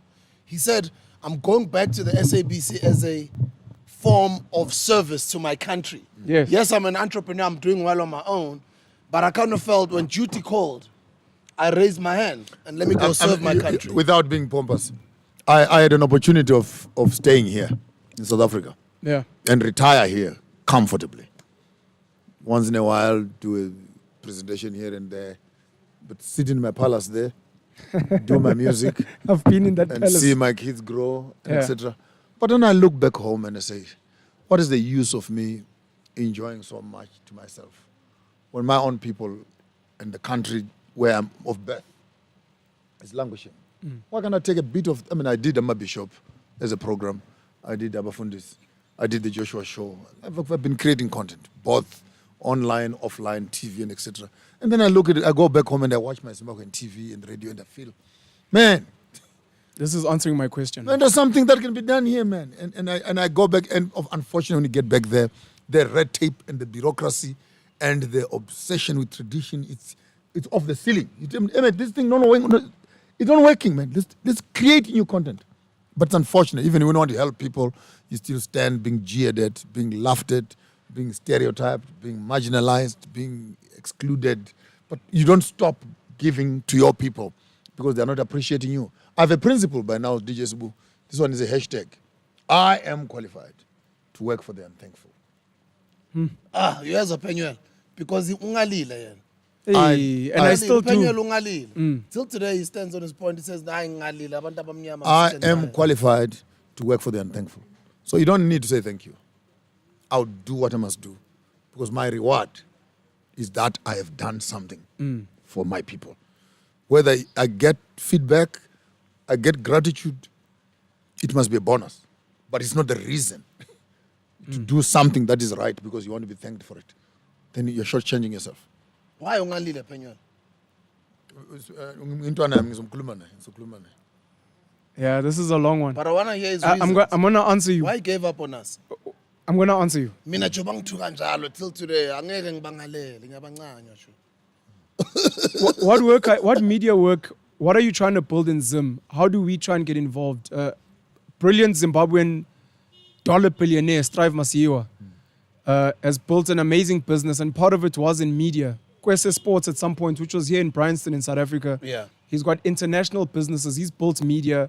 He's gone into tech. I think EcoNet, EcoCash in Zim. Are you trying to build an SAPC multi-choice in Zim? Are you trying to do something else that just promotes positivity? And how do we forget South Africans, how do we as African brothers of yours get involved in the work you're doing? Before he answers, why are you running away from the question? I'm going to answer your question. Oh, okay, cool. It's because you were speaking about media, so I just want him to finish. I was going to throw in a curveball. Again, there's space of media I'm looking at. It's not the mainstream media. I was looking at it from the social media space, where I wanted to create. I've created a platform called Before and After, which is just about to be completed in terms of websites and everything else. Yeah. So everyone who's got an iPhone or who's got an Android phone, the 3, 4, 5 million people in the country, everyone who's got a phone in their hands. All I want you to do is to, around the African continent, anyone, when I'm saying 2.5 million, so I'm talking about Zimbabwe, but around the African continent, anyone on the continent, when you see something good happening in your place where you are, just capture that and let's share a 24-hour channel. Then what they can do in the office is now to classify them. The agriculture ones, the sports one, the culture one, the dances one, the fashion ones, but that will become the back office. But I want to create a hub where we can simply harvest stories as they happen. Because you cannot wait for news at 8. While you're waiting for news at 8, there were 300 people who were on site. So why wait for 8 o'clock in the evening when news can be reported live as it is happening? It gives even the reporting of the news multiple faces, the honesty that we need for the event, so that you don't have to wait only for the SABC, ZBC lens. And here is news according to Ruben Barwe or according to Mvuyo Mfoko. Then it's only what he saw and with what his camera saw. But I bet you even if when a goal is scored in the stadium and you can allow 3,000 people in that stadium, each one to take a picture, how many angles of that ball will you see? And I think our reporting is lacking. And also I think he who pays the bills controls the narrative.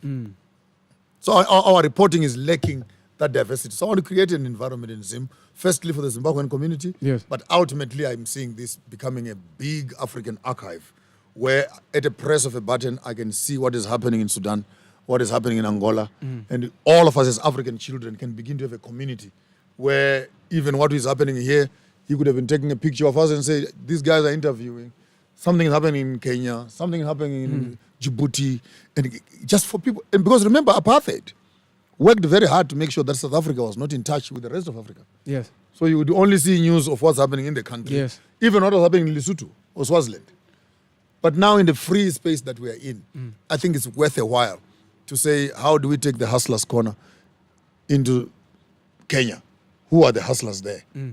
Who are the hustlers in Nigeria, in Ikeja or in Abuja? Who can we link up with there? We don't need to get to where you are. Just put a camera and etc. Sit in a room, bring a few business people. Let's have a live interaction as to what products do you have there, what products do you have. Before you notice it, this stuff could be in Nigeria by tomorrow. Yeah. Yeah.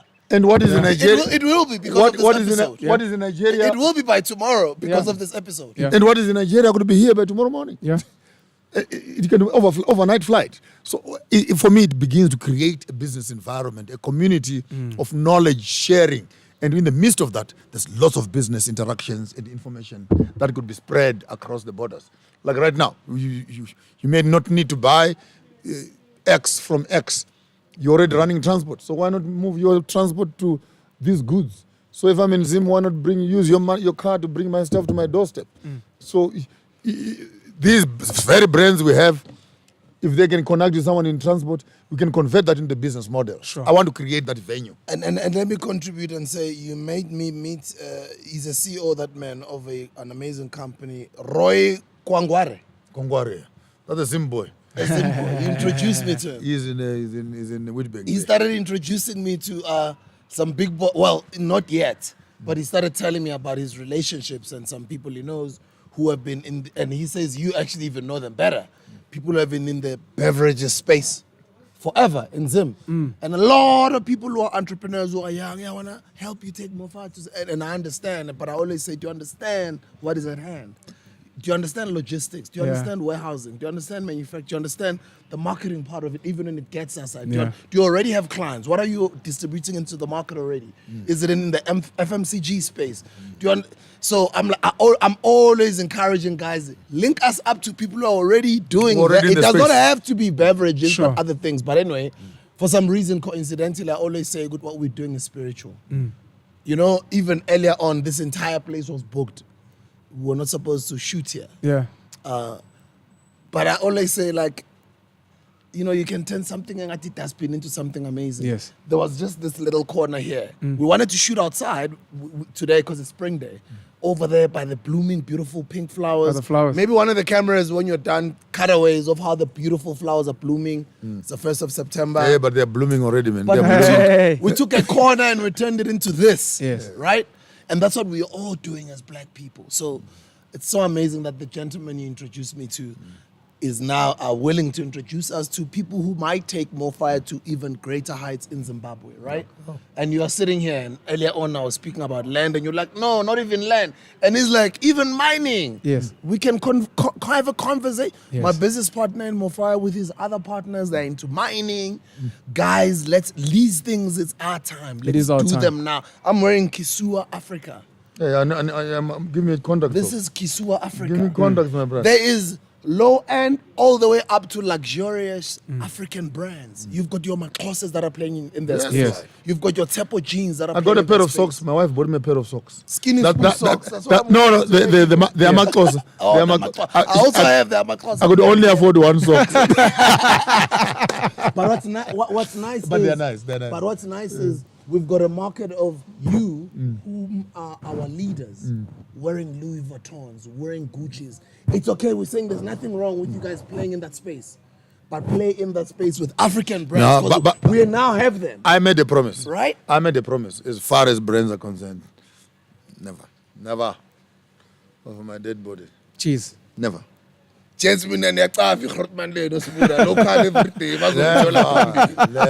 everything I think I had more than local everything. Guys, we're in a struggle. We said last week, none of us is a winner. No matter how much you can be successful, Penyo. Yeah. None of us is winning. I love the fact you spoke about the corner. When we had him previously here, Professor J.J. Tabane spoke about how you need to brighten the corner where you are.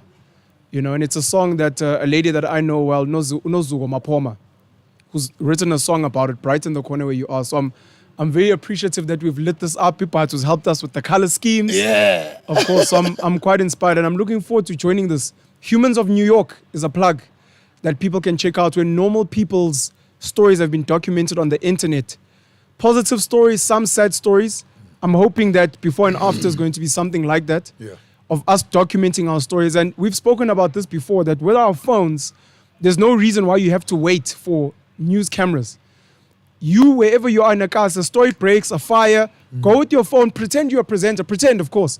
All of a sudden on Twitter, on YouTube, you're the guy that people go to Ekaslako for stories. For stories, yeah. All of a sudden, you're getting hired by some of these big companies, or some of your news are going international because you were the first person on the scene.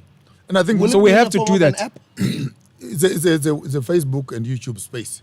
But all we are going to do is to run a small little program prior. But it will be like a 10, 15 minute, how to capture a good story. Yeah. Your camera must be horizontal. First thing, give me your phone there.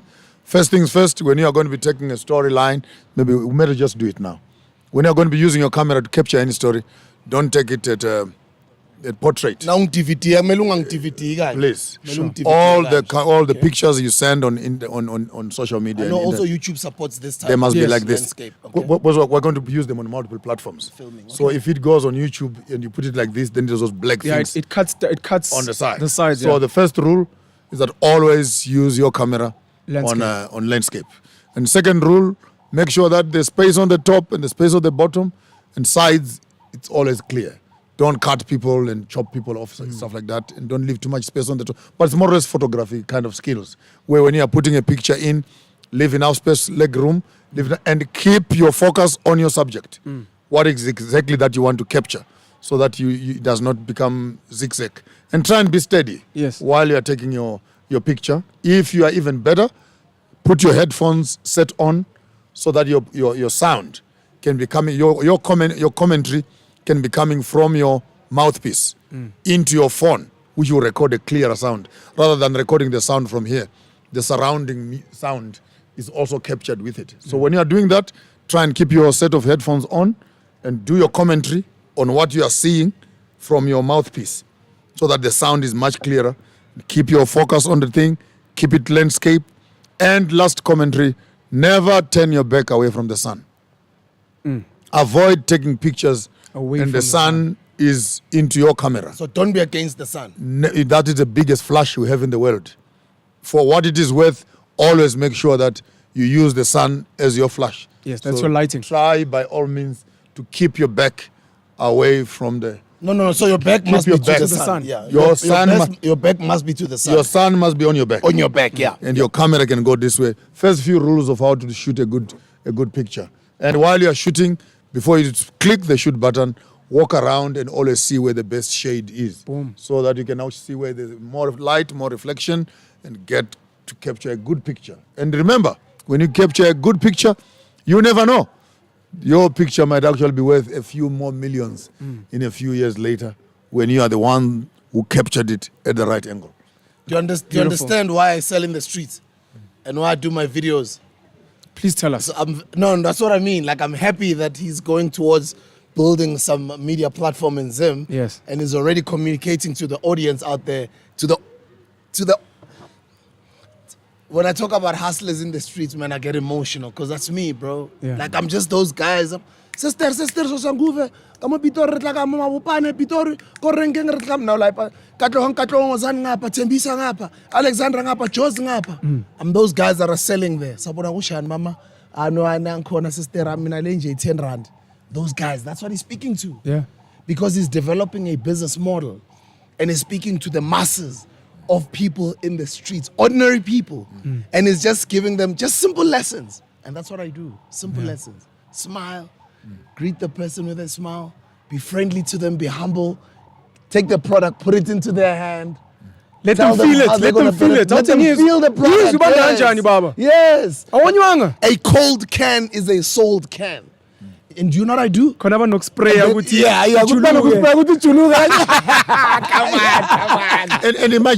imagine after a few shows that I'm going to be running, when I begin to collect videos on how to. I want to do a how-to show where wherever you are around Africa, take a video showing us how to. So whether it is preparing a Teach food, us, teach whether us. it is preparing furniture, whether it is artwork, whether it is, but just capture the how to, and see the amount of information of Africans sharing how That's what to. I love about what we're how doing. It's simple education, how to make bro. how to make materials. I don't have Like to in go. Ghana. I don't have to go for 6 years in university to Sure. learn this, bruh. Sure. I can learn this in just one video, and I can go and apply it, right? No. And that's what I'm trying to say to the people out there, that the most sophisticated information that we can speak about or politicians can speak about, it boils all the way down to what Penuel said, not on last week's episode, on the weeks before's episode, when he says, brighten your own corner, like what he was just saying now.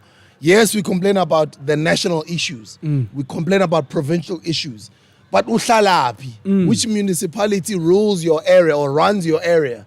Who are the councillors there? What difference are you making in your own little corner? How does your in home your look? Community? How Jordan does it- Peterson says you make your bed. in the Let morning. me, I'm saying. This one, Make your bed. this one gets me mad, Panuel. Yes.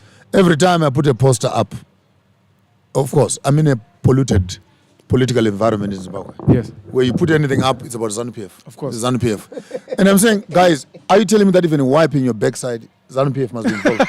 it has gone so bad that anything that you post, ZANU is to blame. Yes. Like you cannot even brush your teeth. There was a storm today. It must be ZANU-PF. Because thank you so much. You must blame ZANU-PF. Some more water for Some- we're some- going. We're not stopping Some, until the some bishop- certain things. until the bishop Some stops. certain things you don't wait for ZANU-PF. Some certain things are basic things that you can do for yourself. Part of the Wake up in the work. morning and clean up your yard. Part of the work that I'm doing is to try and get people to rely less on government.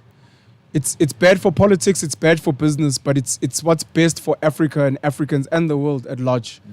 You can't rely on politicians forever because that is not dignified. And that's not who we ever were as people. Small, basic things. There's a hole in the street in your yard. Come together with your community and resolve that. There are certain issues somewhere. It can't be that the schooling system, religion, it can't be that politicians have stolen your brain to a point where you have become a vegetable and you can't solve basic problems. I mean, when you look at Kagame, I also experienced the same when I was in Nigeria, where is it the first day of every month or last day of every month, where you are not supposed to get out of the house before 10 o'clock, because it is the cleanest day. You just get in front of your house and clean your house. And Kagame has created the cleanest city in Africa on the basis of just in front of your house, in front of your office, pick up the piece of paper. Kigali. Plant, What city is this? yes, plant Kigali. Plant a tree. Plant some flowers. And here we Plant are. a tree is one of my passions. And Plant we a are fruit living tree. in Johannesburg and other cities where we are actually the littering community. And we expect the government to say, but it was you. You get to Johannesburg in couple past 6 in the Yeah. evening, and you drive through, Yes. and you see the amount of litter that is, and Yes. and you look at it and say, but how about we teach the people who are throwing this rubbish? There's a dustbin next to you. Yes. And so cleanliness for me is not a government agenda. It's really not. There's some things. Littering. I There's get some angry when things. people open it takes and throw a can of more fire out the window. This thing is not biodegradable.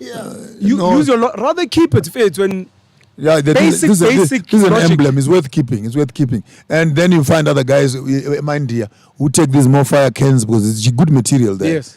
They take these cans, melt them, and They make recycle. pots, make dishes, those nice dishes, and they make canisters. They also make flower pots and stuff. So there's another business that we need to build. When someone has had the juice and they're throwing away the can, there's another business starts. Another from business that can, starts. Yes. That is branded more fire. Going that direction. And there's in a shortage of aluminium. and in Nigeria also, there's another guy I saw who takes plastics, this bottle plastics, mix them with the sand, and he makes paving. Wow. Makes paving. You can Google it. It's on the internet. This is the how-to program, where Yes. to get exciting, where you find people who are actually looking at the amount of rubbish that gathers around them, and someone is saying, here is a business opportunity. Like this morning I did something weird. You know that flower thing when you enter my house? Yes. I destroyed it. I removed all the flowers. I planted some spinach. You've been doing that though for the past couple of weeks. I saw. Vandalized it. And You've taken out these plants that do nothing and you're planting food. Transform and medicine. Yes. Plant food and medicine. I'm paying a bill for water, for pouring on grass. I told my wife, hell no. You like it or you don't, go jump. Yes.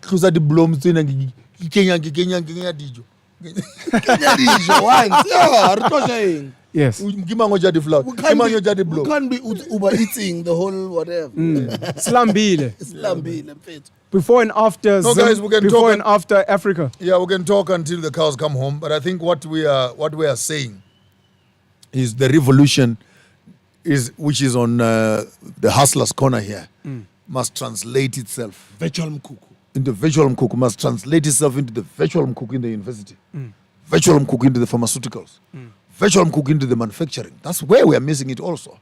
Where we're missing it. I mean, I see you are doing this more fire stuff that you are doing. Brilliant idea. But we need to see the value chain. By the time we have this can in our hand, how many processes are behind this can? And at what level is the African stopping and the European is coming in and the Chinaman is coming in? And after this can, how far does more fire's lifespan extend? Does it only extend to the drinking and the putting down? So maybe in the next brand that you're going to be doing, beautiful brand as it is, we need to be having a small little corner. Yeah, and my quotations. Yeah, even did you know chappies?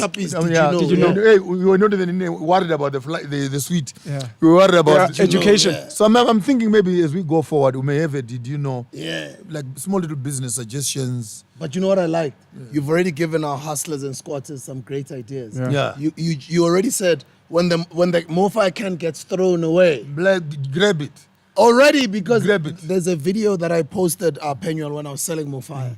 And one of the things that I said to convince the customer to buy it, I was being persuasive. Yes. I was not going to let that customer go. I was going in. Sure. I convinced them to buy, I think, more than one by saying, you can even, this thing's going to be worth a lot in the future. Yeah. You can take it, your room divider. That's exactly what he's Sure. saying. Somebody else can create that business and say, okay, cool. As soon as these MoFi cans have been drunk, I'm going to put out social media posts and I'm going to market and say, if you deliver a MoFi can after you've drunk it at such and such place, I'll give you 50 cents per empty can. Sure. Bring me the can. Or I'll give you 20 cents per empty can or 1 rand per empty can. And then he takes them and he does whatever.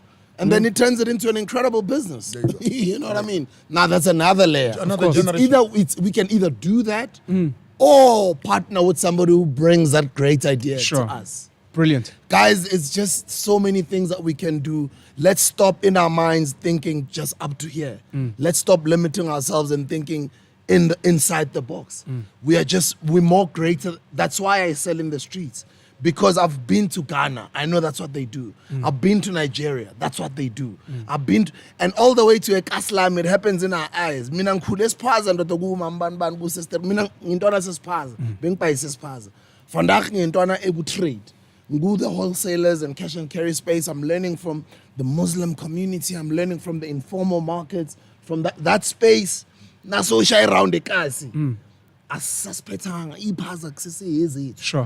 Because in a scam umuntu nakapayise khoneni simbona sengathi uyisididi. Sure. And that's where the money is. That's where the economic freedom in our lifetime is. 100%. I would want to conclude with what DJ Sbuya said and also pick up a bit on what you have already mentioned.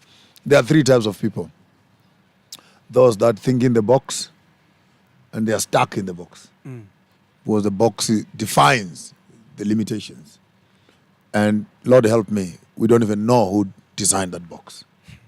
But some people are simply locked in the religious, economic, political boxes, academic boxes. And their thinking bounces on the walls of their limitations. Group number 2 are those who think outside of the box. Beautiful space. They've jumped out of the box, but unfortunately the box is still the reference of their thinking. In as much as they want to do an idea, they always ask themselves, what will so-and-so say? What will the box say? Because the box remains the standard. In as much as they're outside of the box, they're still being controlled by the mindset that is inside the box. Group number 3, my kind of people, Ban the damn box and think. Ban the box and think. Creativity, whether it is art, it is business, forget always complaining about limitations. There is space where there is no reference, where education must happen, where pharmacology must happen, where politics must happen, where medicine must happen, where culture must happen, where boundaries and borders must happen, where the African child must stand. And for the first time, the box and the reference to the box is no longer what defines Paniel as a South African, as an African, but defines him as a human being, 100%. alive on earth with the full rights of the space that is obsolete of anything that limits me to what I should be, how I should be, where I should be, and how I should be. And I think the African child needs to start understanding the freedom that is found when one African child stands there and who refuses to be identified either as African, Zimbabwean, black or what, and simply says, I'm a human being and I have something I can contribute into the space of nothingness. I thank you, gentlemen. Thank you, sir. Jeez, before we close, I just want to say thank you. I don't know if the camera's still on me, just. I'd just like to thank Maponga J for gracing us, for his endless wisdom. We're looking forward to coming to visit again in Zim. To all the virtual squatters that jumped on, guys, please don't forget to subscribe so that we can give you more education. Subscribe on my channels, subscribe on DJ Smooth's channel. Maponga J, Farmers of Thought. Please follow Hosanna. Maponga J, Farmers of Thought. We're going to be creating before and after Zim. We're going to be visiting Zimbabwe as he's invited us. We're going there to get into mining. We're going there to get into media. With Matsila Koko, we're going into energy. This is the time for us as Africans. And by Africans, and this is going to answer DJ Smooth's question, but I'm going to do another conversation with him. When we speak about colonization, we speak about Europeans and we speak about white people. But in particular, we're speaking about an evil group of people that have come and colonized all of us, not just black people, not just black Africans. There are white children out there, there are Indian children out there, there are colored Chinese children out there who also need the decolonization project. Because these same systems are oppressing you. You are also being throttled by the same red tape regulations, and you are hungry for something organic, something that is beautiful like this continent of ours, especially in this month, which is African New Year. It is not just for black-skinned people, it is for all of you that live on the African continent to celebrate and enjoy with us and build with us. Subscribe to our channel. Please make sure that you become a member and join. Make sure that you click on the notification bell. And we're going to see you guys on the virtual Mkuku again soon. And don't forget to join us at Inzalo Yelanga, where we'll be celebrating the African New Year on the 23rd of September. The virtual Mkuku. We love you guys very much. Come, bro. Let him close it. Let him close it. Yeah. I don't want to call it a prayer or whatever it was that we started. Let him close it. Now that we have started and we're coming to an end, may the grace of the land rest upon us all. From ceaseless ages of history not told, may it be resurrected in our souls. May our blood beat up with the rhythms of the past. May our visions be catapulted to the future we expect. May our dreams be filled with dreams of unexpected endings and possibilities. Let the children of this land arise and stand and be counted. Let the rains fall gently on your plants. Let the winds blow softly on your faces. May your tribes increase and all those who hate you be scorched by the sun. Let this tribe increase and grow to its full potential. And may all those within the reach of our voices be able to find a new beginning. And let the grace of our ancestors turn with joy and expectation as the young generation of the future is rising to achieve the objectives of which we have created years for. Dismiss us now with a blessing. And until we meet again, may the spirit of this land rest and reside above and within us all. Shalom. Africa, Africa, Africa. Happy New Year. Siyabonga kakhulu bafowethu, we're out.